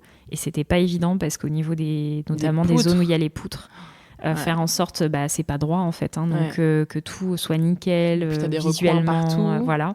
Donc, franchement, chapeau à eux parce que le rendu est super. Ils sont où ? Ils sont sur le bassin. Je crois que c'est Gujan, leur société. D'accord. Donc vraiment, société très sérieuse. Ensuite, je recommanderais Bassin Aérogommage. Donc, eux, ils sont spécialisés dans l'aérogommage. C'est eux qui ont fait je les connais de nom. Voilà, tout le plus gros de la maison sur parquet, poutre, sablage des portes. Super société. On a déjà des copains qui sont passés par eux pour sabler tout l'extérieur de leur maison. Et le résultat est incroyable. Perrine, exactement. J'ai vu il y a quelques jours, là, Perrine de l'épisode 33. Ouais, c'est ça. Du podcast. J'ai vu il y a quelques jours, en effet, qu'elle a posté et le résultat est sa incroyable. Maison. Et ils ont refait tout le bardage. Ça lui donne une nouvelle jeunesse. Ah oui, complètement. Comme quoi, il suffit parfois de pas grand-chose. Et après, un dernier artisan, c'est donc Johan, qui a son entreprise qui s'appelle Chaman. Et c'est notre menuisier donc, qui a fait toutes les verrières, les banquettes et qui a fait un super boulot, qui a su complètement répondre à mon petit cahier des charges et transformer cette maison avec ces 2 grands éléments et lui apporter un vrai truc en plus. Ouais. Et en petite décoration, moi j'ai mis quelques touches typiques du bassin avec des jolies illustrations de chez Vichy Crypton. Donc c'est une marque qui pimpe la seconde main, donc ils font beaucoup d'accessoires, des bananes, ils font un peu de vêtements, des choses avec des tissus anciens. Et aussi l'une des créatrices a cette casquette un peu d'illustratrice et elle a fait des jolies illustrations. Donc j'ai pris des illustrations typiques du bassin avec les cabanes chanquées, la chapelle algérienne, qui rappellent un petit peu la région. Donc je recommande aussi cette marque-là. Trop sympa. Alors, Elena, quel était le plus gros challenge pour toi sur cette rénovation ? Et est-ce que tu penses que vous l'avez relevé ? Alors, le plus gros challenge, je dirais que c'est de mener une rénovation en même temps qu'une grossesse et d'accueillir un petit bébé parce que c'est pas de tout repos. Donc, j'en ai pas beaucoup parlé dans l'épisode, mais ça a été un sacré truc. Un peu de frustration pour moi, forcément, parce que j'ai pas pu être présente autant que je l'aurais souhaité. En tout cas, pendant les travaux. Oui, déjà pour les faire, notamment la démolition et tout. Oui, j'imagine que tu fais un peu gaffe. C'était pas possible. Donc, et puis, je suis assez perfectionniste dans l'âme, donc j'avais envie que tout se déroule bien, qu'il n'y ait pas de loupé dans ce que moi, j'avais projeté, dans mes idées. Donc, non, je dirais que ça a été un gros challenge. Après, c'était de réussir tout simplement à transformer cette maison en gardant son âme et en faisant juste, en l'embellissant, en fait. C'était ça, de ne pas la dénaturer, mais de lui apporter que du plus. Donc ce qui n'est pas facile, c'est d'être à la fois le maître d'œuvre. Certes, on n'a pas pu faire nous-mêmes les travaux en grande partie parce que là tout le temps. Mais on était là tout le temps en fait. Donc moi, je tire mon chapeau à ceux qui font eux-mêmes parce que c'est encore à un autre niveau. Nous, on n'avait clairement pas la bande passante de pouvoir le faire, mais de devoir tout gérer, c'est beaucoup d'investissement personnel et de temps passé sur le chantier, de coups de fil tard le soir. Donc voilà, là je dirais qu'au bout d'un an, on est content que ça s'arrête, de souffler un petit peu et d'en voir le bout. Même si globalement, comme je le disais, on est très content, ça s'est très bien passé. Et du coup, toi, t'as accouché ? Moi, j'ai accouché en juin 2025. Ah oui, donc juste après le début. Oui, voilà. Ouais. Donc, ça avait démarré depuis 2 mois. Ça avait démarré depuis 2 mois. Donc en fait, juste la démolition, mon postpartum, j'étais à m'occuper de mon petit bébé et de mes 2 autres enfants pendant que le chantier avançait. Ah oui, parce qu'il y avait l'été. Ouais. Donc c'était les vacances. Ah oui, scolaires. La totale. Ouais. Donc je me revois venir avec mon petit dernier dans sa petite poussette pour voir un peu où ça en était, mais me dire faut pas que je reste longtemps parce que y a la poussière, les odeurs de peinture. Enfin voilà, donc. Non, c'est pas facile, mais comme quoi on est capable de se surpasser et d'y arriver. Tu sais que j'ai fait un épisode, mais je t'en ai parlé, je crois. J'ai commencé à l'écouter tout à l'heure, mais il faut que je continue à l'écouter. J'étais au tout début. Ouais. Avec Marine, qui est en Bretagne, et qui... Alors, c'est un retour d'expérience particulier, mais qui... Enfin, le sujet, c'est vraiment ça. C'est cumuler rénovation et postpartum. Ouais. Et c'est des moments où tu te rends compte que tu es capable de faire beaucoup de choses, mais qui peuvent être très fatigantes. Ouais, alors elle, notamment, ça a été assez cata, parce qu'elle a eu un postpartum très, très compliqué, pas forcément que lié aux travaux, mais faire les deux en même temps, ça a été extrêmement difficile pour le coup. Mais alors, oui, tu vas écouter son retour d'expérience, je vais m'y retrouver un petit peu, mais je pense que je vais me dire waouh, sûrement, parce que on le vit tous différemment, quoi, mais... Mais j'imagine qu'en tout cas, c'était un sacré challenge et à la fois beaucoup de frustration de ton côté et puis à la fois de fatigue, du côté de vous deux, mais ton mec aussi sans doute qui était là beaucoup à suivre. Qui menait lui-même son travail, les enfants, le quotidien, moi pareil. Et puis, et voilà, c'est difficile d'être partout, de faire que tout se déroule bien. Moi, ça a été de mon côté beaucoup de soirées passées à faire des sélections d'objets de déco, de meubles, de choix. Tout en allaitant au final le biberon à ton bébé, changeant des couches toutes les 3 secondes. C'était rude. Avec un bébé sur toi accroché, quoi. Exactement. Qui était tout petit. Ouais.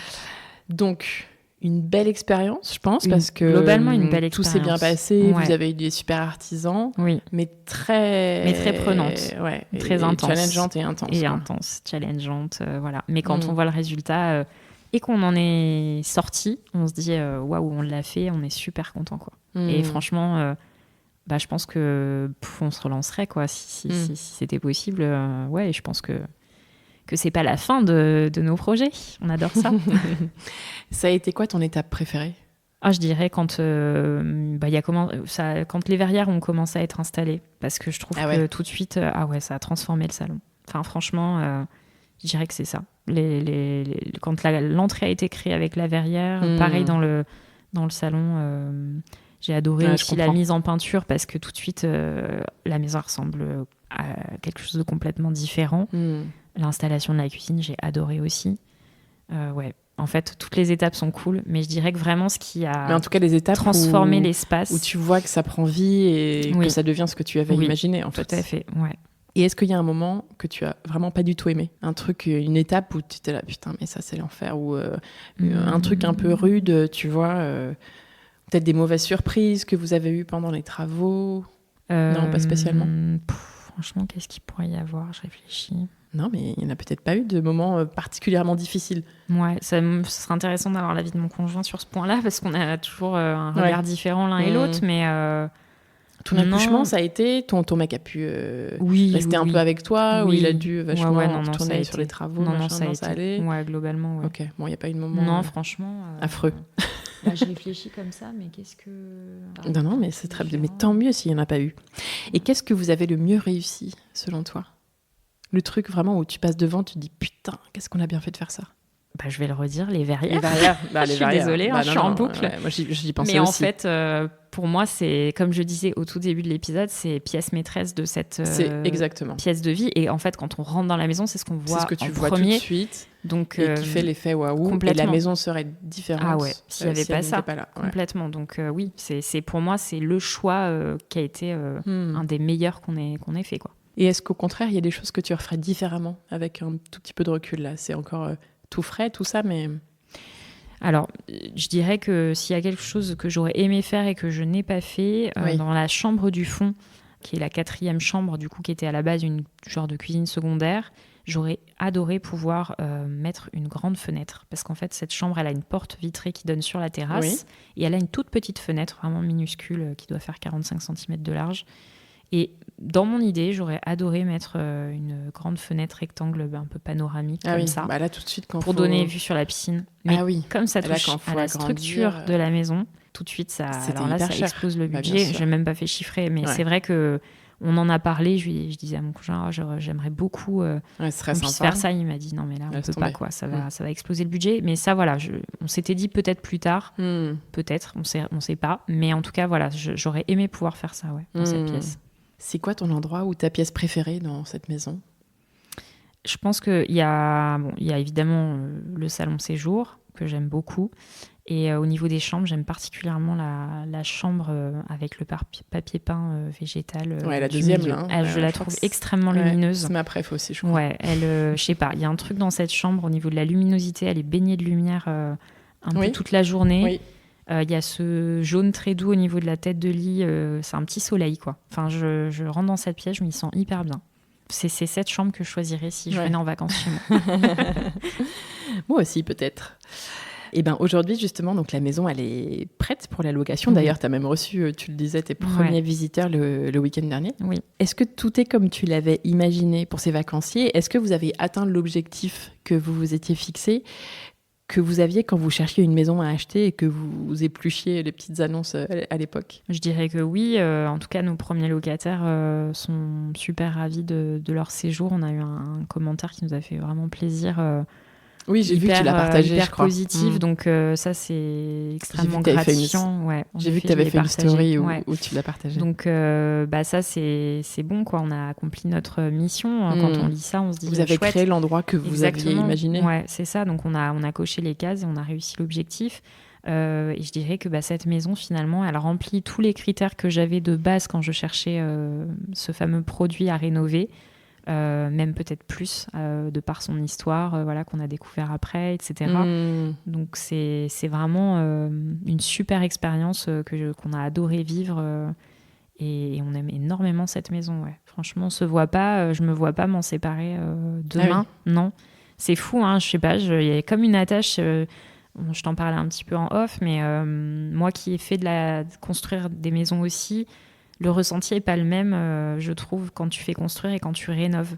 Les deux sont satisfaisants, mais moi, personnellement, là, j'éprouve une satisfaction encore plus grande avec cette rénovation parce que j'ai l'impression d'avoir fait quelque chose de bien, quoi, de redonner une seconde vie, une seconde âme à cette maison qui avait une histoire et qui était jolie, mais un petit peu défraîchie, délaissée, et qui, en fait, on a réussi à révéler son potentiel et à faire qu'elle soit encore plus belle. Donc, c'est plus parlant pour toi au final qu'une construction. La construction, c'est vrai que t'as vraiment la page blanche et tu fais exactement tout ce que tu as envie, tu choisis tout dans le détail.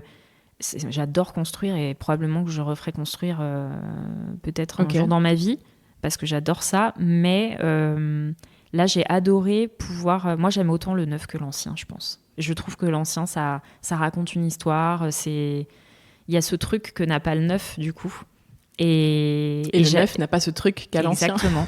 C'est un peu ça, dans les deux sens. Mais du coup, j'avais jamais fait ça de par mon expérience. Et là, c'est complètement révélé à moi, quoi. J'ai adoré ce truc de partir de quelque chose d'existant et de le transformer complètement, quoi. Et de voir le avant-après. C'est ça, en fait.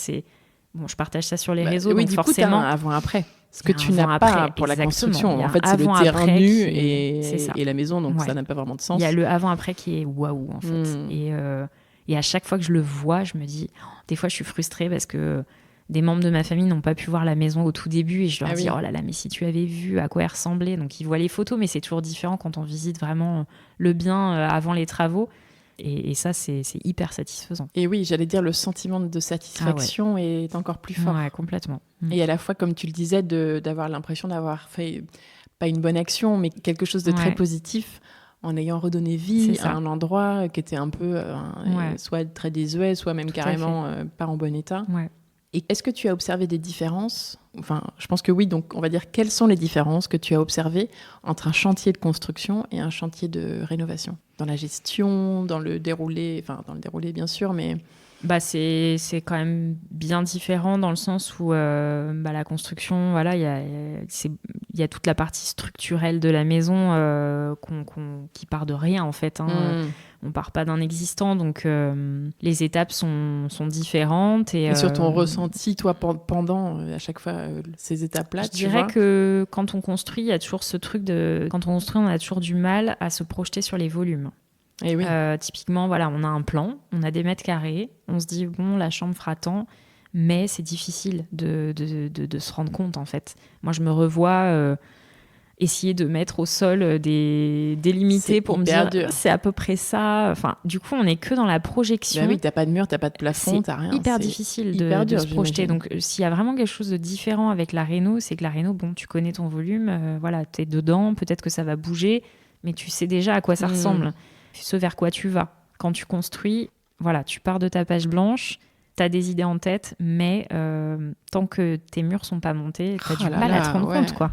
La projection, c'est difficile. C'est très dur. Ouais.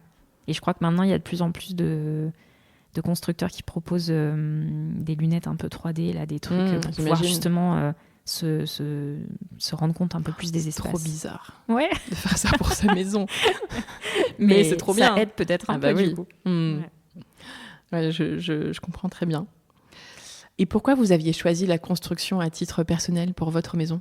Pour le coup, à l'époque, on avait visité des biens anciens au tout début. Je pense qu'on commence tous un petit peu comme ça, je pense. Oui, mais... tu veux d'abord rénover et faute de trouver, tu finis par construire. Et en fait, alors à l'époque, on était bien plus jeunes. On avait notre première maison, on avait 23 ans, donc...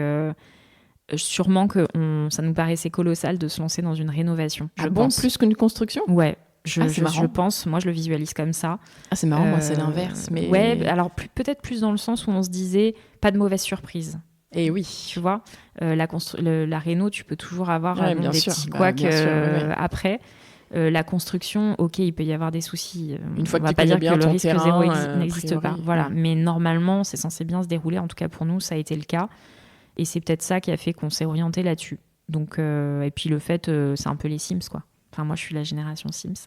Oui, c'est vrai. Moi aussi, j'y ai pas beaucoup joué, mais moi aussi. Non, j'y ai joué un petit peu, mais c'est vrai que tu as ce truc de pouvoir faire la maison un peu que tu as en tête et ça nous bottait, quoi. Donc, on est parti là-dessus. Et puis après, rebelote dans la région. En arrivant ici, sur c'était le bassin. Pareil. On a visité. Est-ce qu'on a visité ? Je suis même pas sûre. Hein. Non, on n'a pas visité d'anciens. On trouvait rien, en fait. On voyait pas d'annonce de choses qui nous plaisaient. Et au final, on s'est dit, on cherche un terrain et on reconstruit, quoi. C'était évident. Parce qu'on avait plus de budget et qu'on avait du coup envie de se faire plus plaisir avec une maison avec plus de finition un peu plus poussée. En réitérant l'expérience de construction que vous aviez connue, mais en se faisant plus plaisir. Voilà, c'est ça. Parce que le premier, on était très jeunes, on était sur une maison beaucoup plus classique et standard. Pas de finition très déco à l'intérieur, quoi, pas du tout. Et sur ce deuxième projet, on a intégré des verrières, on a fait des choix déco en créant des niches, des arches, passion verrière et arches. Voilà. Je suis connue, je crois, pour ça un petit peu maintenant. C'est un peu ma patte. Mais voilà. Donc, et on a adoré le projet, ce deuxième projet de construction aussi. Est-ce que cette maison que tu as rénovée, elle, pour le coup, donc, tu penses que vous la garderez longtemps ? J'aimerais bien. Je me dis, si ça fonctionne bien sur le projet locatif saisonnier et que ça roule, ouais, clairement...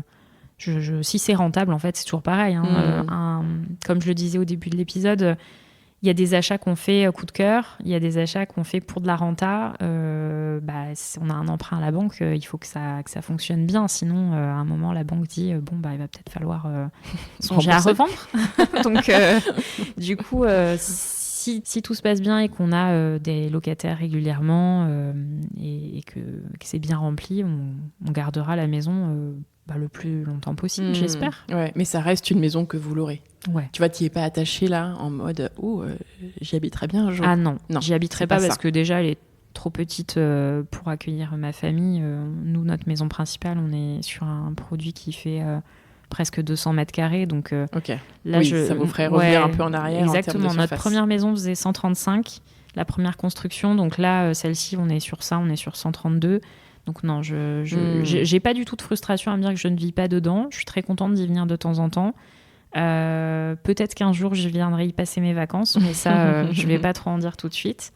Voilà, donc on va dire qu'on garde... Oui, si un jour tu bouges de région... Si un jour je bouge de région ou quoi, et ce sera peut-être moi aussi la maison où je viendrai passer mes vacances sur le bassin.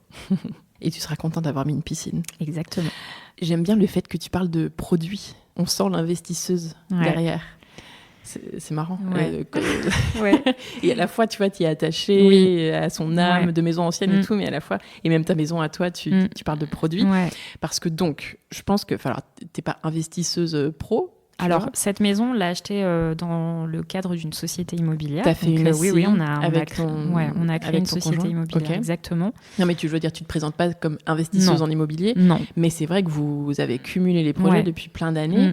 Et vous commencez à bien vous y connaître, quoi. Donc c'est avoir une vraie expertise et liée à votre expérience que vous avez commencé très jeune. C'est ça, vous avez commencé votre parcours très jeune en fait. En fait, je pense que ce soit lui ou moi j'ai été vraiment élevée par des parents qui m'ont toujours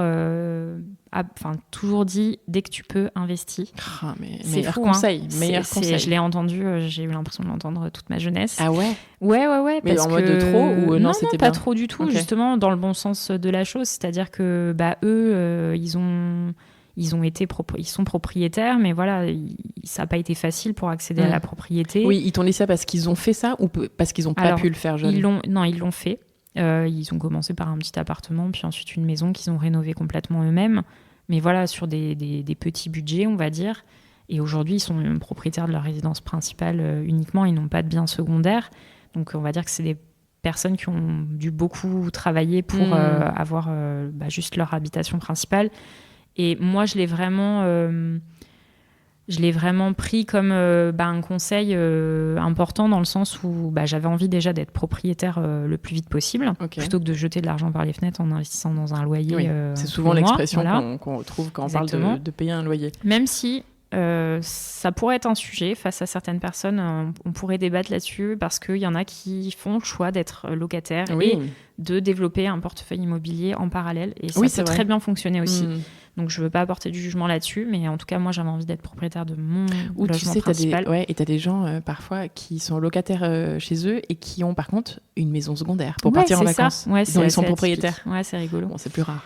Et du coup, après, voilà, j'ai, de par notre parcours, que ce soit mon conjoint ou moi, on a fait toutes nos études en alternance. Ça, je parle un petit peu du coup, parce que je sais que ça peut peut-être intéresser un petit peu. Exactement. Est-ce que tu as des conseils sur ces sujets-là? Alors, on a démarré donc, toutes nos études en alternance. Donc, on a travaillé, moi j'avais 17 ans, presque 18 quand j'ai fait mon premier...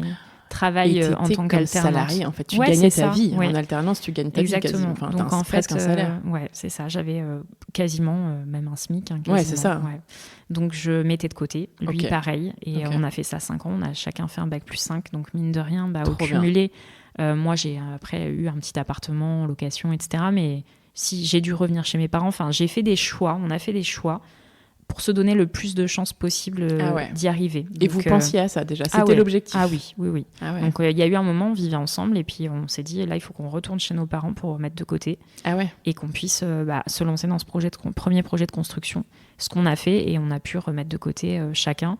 Et mine de rien, au cumulé, quand on est arrivé à la fin de nos études, on avait chacun un super rapport pour pouvoir acheter ce premier bien, et ça fait la différence, clairement. Ce terrain sur lequel vous avez construit votre première maison. Tout à fait. Et donc, là, vous aviez, tu m'as dit? On avait 23 ans, enfin moi j'avais 23 ans. Ouais. Donc plus de enfin on nous a pris pour des fous, je pense. Mais oui, les agents immo, je sais pas, ils devaient jamais voir ou ils devaient penser que c'était vos parents qui achetaient pour vous. Ouais, c'est ça. Et puis l'entourage, quand les gens ne connaissent pas, on a fait face à quelques remarques. Oh là là, mais la construction, il peut y avoir des soucis. Enfin, on a entendu ce genre de retour, comme la réno, comme tout en fait. Mais on est vraiment, je pense, des personnes qui assez fonceuses, et quand on a quelque chose en tête, on y va, quoi. Donc, du coup, on s'est lancé, ça s'est super bien passé. On a revendu cette première maison post-Covid. Oui. Donc, on a fait une jolie plus-value immobilière. Et ça, c'est la deuxième clé. Alors, je pense qu'un très bon conseil, en effet, c'est commencer jeune. Ouais. Et l'autre, c'est il faut faire des coûts, quoi. Ouais, c'est ça. Et les coûts, alors là-dessus, si j'ai un coûts immobiliers. Conseil aussi, cette première maison... C'est COUP, pardon. Oui.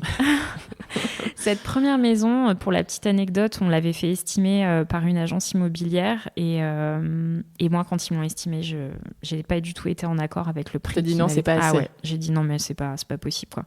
Et pour la petite histoire, on l'a vendu 100 000 euros de plus que ce qui avait été estimé. Donc, on s'est dit, on s'en fiche, on les écoute pas, on la met en particulier, on n'est pas passé par agence. Et la jackpot, enfin, en fait, on a fait 100 000 de plus. Ouais, c'est comme quoi, dans la vie... Peut-être qu'elle avait été mal estimée aussi. On avait fait venir même 2 agences qui étaient à les peu deux près sur les mêmes. Okay. Mais bon, comme c'était une époque un peu particulière, post-Covid et tout, voilà, on sait que l'immobilier à ce moment-là, ça a été quand même particulier. Du coup, on a pris le parti de se dire, on essaye, qu'est-ce qu'on risque? Rien. On essaye, et en fait, elle s'est vendue en 3 jours. Voilà. On a eu une offre un peu plus basse, et on a eu des gens qui l'ont pris au prix, quoi. Ok. Donc ça, c'est le deuxième conseil. Et là, tu as ton matelas pour commencer, en fait. Et là, tu as ton matelas pour commencer. Tes projets d'investissement immobilier. Exactement. Donc ensuite, on est arrivé dans la région bordelaise. On s'est mis en location une petite année. On a cherché où s'installer sur le bassin. On a trouvé ce terrain. Et puis là, on était sur effectivement un budget bien différent de cette première maison. Bon, évidemment, il y a l'aspect professionnel là-dessus. On va dire que le fait d'avoir fait cette première opération immobilière avec cette jolie plus-value, ça a été un vrai atout pour que la banque ensuite nous fasse confiance et nous prête une jolie somme d'argent pour ce deuxième projet de construction. Donc évidemment, on a nos activités professionnelles en parallèle. Oui, évidemment, liées à vos activités pro qui les ont rassurées. Exactement. Parce que vous bossez à côté. Exactement. C'est pas rentier. Non, je ne suis pas du tout rentière. Ni lui, ni moi.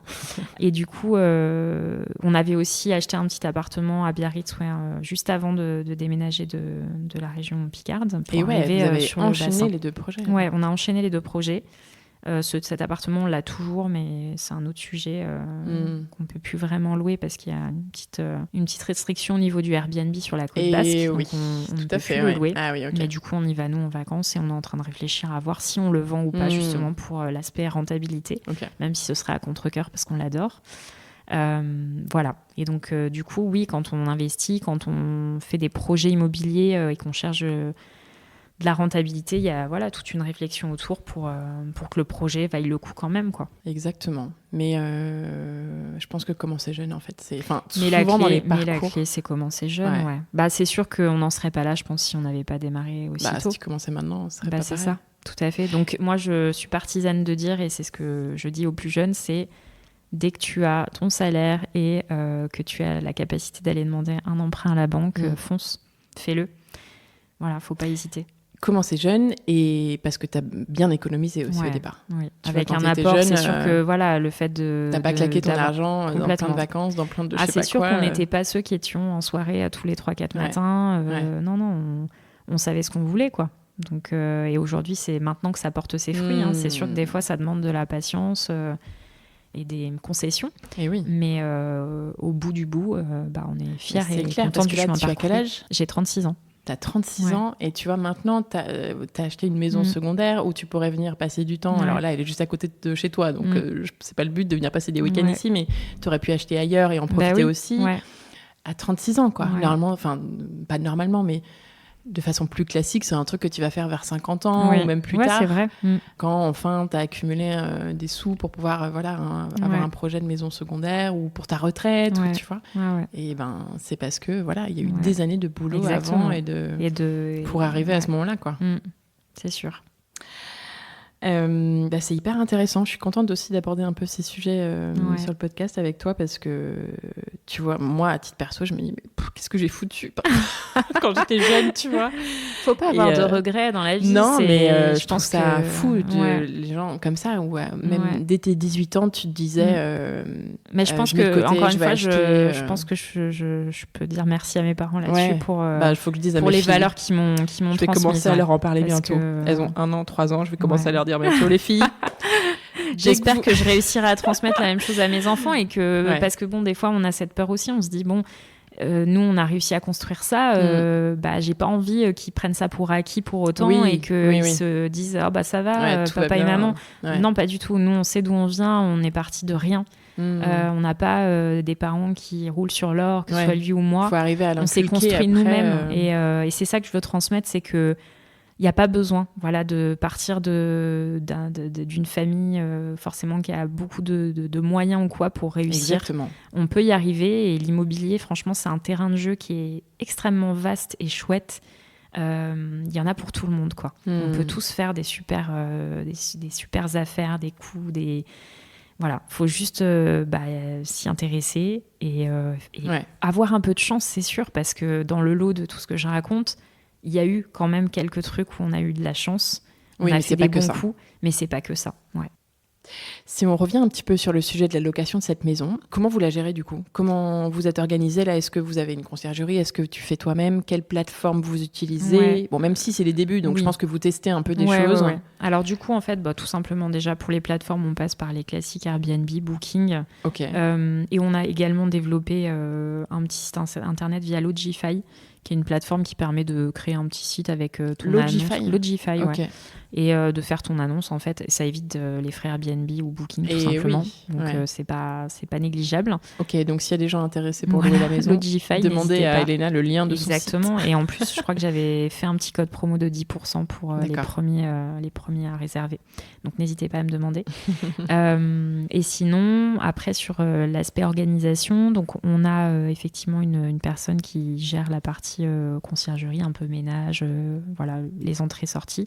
Mais elle fait à la fois le ménage elle et fait les ménages, l'accueil. Blanchisserie. Elle fait pas l'accueil. On a mis une boîte à clés. D'accord. C'est juste l'entretien entre deux locataires. Ouais. Après, si jamais il y a besoin, bien sûr, elle est présente et elle. Parce que pardon, conciergerie pour moi c'est quelqu'un qui va gérer ça et aussi. Oui, c'est vrai. Moi je l'appelle conciergerie, mais là en l'occurrence non, c'est quelqu'un qu'on connaît de confiance et qui va vraiment gérer le linge, le bien et le ménage. Avec le linge, le ménage. Et on a une boîte à clés qui est à disposition pour les gens entrées indépendantes. Qui puissent entrer sans que j'ai besoin de venir à chaque fois. Ça c'est trop bien. Et surtout, tu sais que moi en tant que locataire, moi j'adore ne pas avoir besoin de voir les gens en fait. C'est-à-dire que et venir à l'heure que tu veux. C'est ça, t'as pas force. Et c'est bête, mais là l'autre fois j'ai eu quelqu'un qui m'a dit j'arrive, mon avion, c'était une personne qui arrivait de très loin.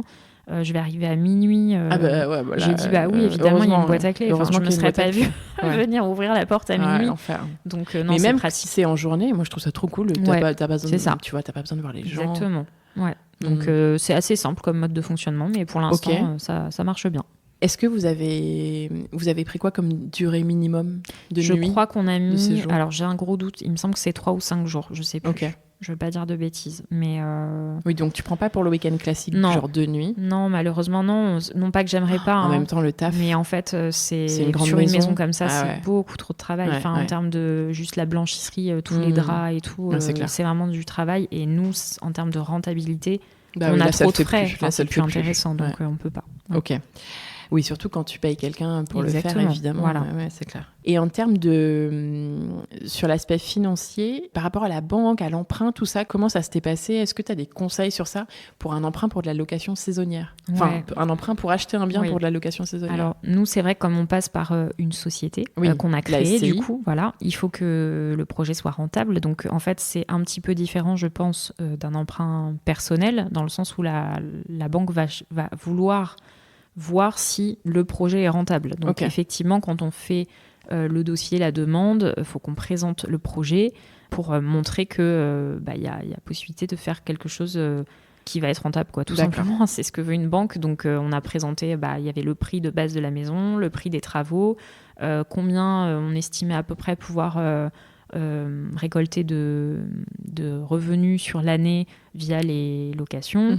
Et par rapport à ça, elle dit ok, ça me semble cohérent, je prête ou je ne prête pas. Donc tout tu fais pas tout un dossier. Non, il n'y a pas tout un dossier. C'est juste quelques chiffres clés, voilà. C'est 2 pages en fait. Oui, c'est pas très long. Nous, on a un comptable en fait qui s'en occupe sur ces aspects-là. Mais du coup, c'est lui qui a présenté le projet en fait à la banque. Voilà. Ok. Tout simplement. Bon, j'arrive sur les dernières questions de l'épisode. Une question que j'aime beaucoup, c'est qu'est-ce que tu as appris avec ce chantier ? Cette année de chantier. Ouais, j'ai appris la patience, je dirais. Ça revient tout le temps. C'est tout le temps ce qu'on me répond. La patience, parce que c'est forcé. Ça paraît toujours long, les travaux, en fait. On a toujours envie que ça aille vite. Donc, la patience, je dirais ça principalement, quoi. Après, c'est tout le temps. C'est vraiment une réponse que j'ai très souvent. Ouais. Qu'est-ce que je pourrais te dire ? Non, mais ça ne me surprend pas. Mais du coup, c'est une réponse assez universelle, je pense, quand on sort de mois ou d'années de travaux. Est-ce que tu peux me donner un mot pour décrire la maison au moment où tu l'as achetée et un mot pour la décrire aujourd'hui ? Je dirais dans son jus. Ouais. C'est 3 mots qui sont un mot, en fait. Ou ancien. Ouais. Et aujourd'hui ? Et aujourd'hui, pour maintenant, je dirais challenge relevé. Ouais. Moi, j'allais dire chaleureuse. Ouais, chaleureuse. C'est différent du coup, mais en effet, alors vous, c'est challenge relevé. Si on décrit la maison vraiment en tant que telle. Et pour les locataires qui vont venir ici, c'est que moi je trouve qu'elle est assez chaleureuse. Ouais. Et elle fait assez solaire aussi, en plus dans la déco, ça fait un peu sud. Oui. Tu vois, tout ce que tu as fait, c'est des repères visuels, je trouve, qui font penser un peu au sud et tout. C'est intéressant d'avoir ton point de vue aussi, finalement. Parce que nous, moi, à force d'être dedans, de la voir, des fois, on n'a pas ce recul-là de comment on se sent dans le bien, tu vois. Donc, si, je trouve, parce que tu as quand même des références. Tu vois, tu as les éliges dans la cuisine, tu as les carreaux dans l'entrée qui font un peu sud, je trouve. Enfin, mais je pense que j'ai mon petit côté racine espagnole qui parle aussi. Bah oui. Tu viens d'où à la base ? Ma mère est née en Andalousie. D'accord. Quelle magnifique région. Andalouse. Donc, du coup, forcément, il y a dans mes choix déco, je pense que ça se sent. Et il y a un côté, il n'y a pas à dire, au niveau de la Méditerranée, tout ce qui se fait en Provence, c'est tellement beau. Donc, je pense qu'il y a des petites choses qui se retrouvent ça, c'est sûr, je te confirme. Dans mon univers. Et c'est chouette parce qu'à la fois, c'est vrai que tu as des petites touches du bassin, notamment tu as les dessins, les illustrations, des choses comme ça. Et à la fois, t'as pas non plus mis tous les codes des maisons du bassin, tu vois. Non, j'aime pas pousser le truc trop loin, tu vois. C'est pas mon style. Pour donner un exemple, tu sais, les coussins où il y a écrit Cap Ferret, ou tu sais que tu vois sur les marchés, c'est pas vilain. On sait qu'on y est, c'est bon. Mais c'est bon, quoi. On sait qu'on y est, tu vois. Je préfère mettre une jolie illustration par une créatrice avec un petit rappel de l'endroit. Oui, ou genre des photos du bassin. Exactement. Au départ. Après, il y a des très jolies photos. Oui. Mais tu sais, parfois la grande photo format faut pas que ça fasse too much, de la dune du Pilat. C'est ça. Bon. Non, on passe. On peut aller à la dune du Pilat à 30 minutes et la voir en vrai. Quel conseil tu aimerais partager avec quelqu'un qui se lancerait dans une rénovation là, dans les prochaines semaines ou dans les prochains mois ou dans les prochains jours? De croire en son projet, de ne pas avoir peur, de foncer. Moi, on est assez fonceurs, donc je pense qu'il ne faut pas baisser les bras. Faut pas, bien sûr qu'il y aura des difficultés, parce que je pense que tout chantier, il y a des petits trucs. Bon, là, moi, j'en ai pas forcément partagé plus que ça, parce que j'ai pas été dans le vif tout le temps pendant tout le long des travaux. Même si globalement, il n'y a pas eu grand-chose de négatif, comme je le disais. Mais voilà, c'est en général, à la fin, on est quand même content de ce qu'on a fait. Donc, il faut s'accrocher et on y arrive, quoi. J'ai 10 petites questions pour toi, 10 questions rapides pour terminer. L'idée, c'est de répondre un peu du tac au tac. Je pense que tu les connais si tu écoutes le podcast. Ouais. On va voir. Tu connais la première? Non. Maison ou appartement? Maison. Archi ou maître d'œuvre? Archi. Faire ou faire soi-même? Moi, j'allais dire, faire soi-même, j'adore, mais il faut avoir le temps, quoi. Donc, moi, dans mon cas, c'est plutôt faire. Parquet ou, on va dire carrelage, parce que tu as plein de types de carrelage différents. Alors, on va dire parquet ou carreau? Parquet. Peinture ou papier peint? Les deux ensemble. Ancien ou contemporain? Ancien. Terrasse ou jardin? Terrasse. Ah oui, c'est marrant. Ouais. Enfin, pardon, je veux pas, pour moi, ça je veux va pas dire que, aussi. non, mais je veux pas dire ça en mode comment ça, mais mais souvent les gens me disent plutôt jardin ou bien sûr en fait, les mais deux. Je sais pas pourquoi je te dis terrasse en plus, parce que moi je suis une fan de jardinage. Ça n'a pas de sens. Mais je veux pas dire que c'était pas la bonne réponse. Ouais. Il n'y a pas de bonne réponse. En fait, les deux, terrasse avec un super beau jardin fleuri. Moi, j'adore en fait, c'est jardiner. comme peinture et papier peint, ça fonctionne ensemble. C'est ça. Heureusement que c'est fini. Ou à quand le prochain? À quand le prochain? Qui aimerais-tu entendre sur ce podcast après toi? Alors, j'adorerais entendre Manon du compte Lou Bastidon, qui rénove, qui a une maison principale. Bien sûr. Qui est magnifique. Dans une région incroyable. Elle est côté plus Méditerranée, du coup, à l'opposé de moi. Elle a une maison qu'elle a rénovée, qui est une ancienne cave vinicole, et elle rénove actuellement une maison de vacances. Elle a un goût incroyable pour la déco. J'aime clairement. Ça ne m'étonne pas que tu aimes. Ah, c'est mon univers à 1000%. Quoi. D'accord. Et je trouve que, voilà, en plus, tu vois, c'est marrant, quand je te disais juste avant, on sent un peu les influences du Sud et tout, ça ne m'étonne pas du tout. Donc, son compte me fait rêver, parce que j'adorerais rénover un bien comme elle rénove actuellement, qui a une vraie histoire, qui est magnifique. Et puis, elle a le mérite de faire beaucoup. Ils font beaucoup eux-mêmes. Ouais, c'est impressionnant. Et en ayant aussi des enfants. Et franchement, c'est un petit bonbon et une pépite à suivre sur les réseaux. Canon. Ah ouais. Lou Bastidon, en effet. Mais écoute, c'est prévu. Je t'avoue que ça fait très longtemps qu'on se parle avec Manon et qu'on se dit un jour machin. Et en fait, un jour, j'ai vraiment dit, où est-ce que tu es? Je regarde si c'est possible et tout. Et en fait, elle est dans un endroit qui est un peu compliqué en train. Franchement, c'est la Croix et la Bannière depuis Bordeaux. Il faut après du trajet en voiture assez long et tout. Donc aujourd'hui, et pour l'instant, on n'y est pas arrivé, mais là, ça va venir bientôt, parce que maintenant, je fais des épisodes à distance, mais j'hésite, parce que là, elle a un nouveau projet de travaux, donc j'hésite. Est-ce que j'y vais maintenant? De vacances, je crois. C'est ça. Et donc là, je suis en train de... J'ai pas encore décidé. Soit on le fait maintenant, avec ce chantier en cours, et l'autre de sa maison, mon perso, qui est terminé. Soit j'attends presque un an pour qu'elle termine et qu'elle me raconte tout fini. Oui. Voilà, l'avenir nous dira ce que j'aurai décidé et ce qu'on aura décidé avec Manon. Dites-moi, vous qui écoutez, parce qu'en plus, on me la réclame depuis des années. Ça m'étonne pas. Alors, dites-moi, si vous écoutez l'épisode, si vous voulez entendre Manon là, cet été ou l'année prochaine. Est-ce que aussi tu as un compte Instagram que tu aimes bien suivre qui parle travaux peut-être en ce moment, tu vois, un chantier en cours ou un truc comme ça que tu suis? Non, tu suis plus trop de travaux là. Là, j'avoue que en ce moment, j'en ai pas particulièrement. Manon, en fait, Lou Bastidon, il y a des travaux. Ça se rejoint un peu avec. J'aime bien suivre le chantier de Manon. Ouais. Ça se rejoint complètement. Eh ben, merci beaucoup, Elena, d'avoir partagé tout ça avec moi. Cette expérience trop intéressante là de travaux sur cette maison et puis surtout ton passif. Oui, c'était chouette de le partager. C'était vraiment intéressant. Pour ceux qui ont envie de voir le résultat de ta rénovation, il faut aller tout de suite sur lechantierpodcast.fr, le site du podcast, où on va faire tout un home tour. J'ai pris plein de photos, on a fait plein de avant-après, donc il y a tout ça sur le site. Je vous le conseille vivement parce que c'est vraiment très joli. Si on a envie de te poser des questions sur tes travaux, sur, je sais pas, te faire un coucou, un bisou, te dire sur bravo. Mon compte Instagram. C'est ton compte Insta, elena.ola. Alors c'est Elena Ola, avec un underscore, c'est ça, du bas. Elena Ola. Ouais. Et évidemment, si on veut faire un petit séjour sur le bassin d'Arcachon, à Audange, c'est à la Maison Paloma, du coup, on n'en a pas parlé. Maison Paloma. Paloma. En effet, tu as baptisé cette maison. Il faut que je fasse inscrire son nom sur sa façade. Voilà, c'est vrai, tu vas le faire ? Oui, je vais le faire. Ah, trop bien. Ouais, j'aimerais bien. Après Poste et Télégraphe, il y aura Maison Paloma. Exactement. Écoute, c'est chouette. C'est la suite de la vie de cette maison. Et en tout cas, voilà, si vous voulez venir, il ne faut pas hésiter. Merci encore, Elena, de m'avoir raconté ton histoire. On te souhaite une belle saison et plein de locations. C'est gentil. Et bravo encore pour ce beau projet. Et puis à très bientôt. À bientôt. Et voilà, c'était le chantier d'Elena. J'espère que cet épisode vous a plu et que vous avez noté plein de bons conseils, travaux, déco et investissements IMO. Je vous retrouve la semaine prochaine pour un nouvel épisode. Et si vous n'avez pas envie d'attendre, courez écouter nos autres épisodes. Il y en a plus de 150 qui vous attendent, dans lesquels vous trouverez 1000 conseils, retours d'expérience et bonnes adresses pour vos projets travaux.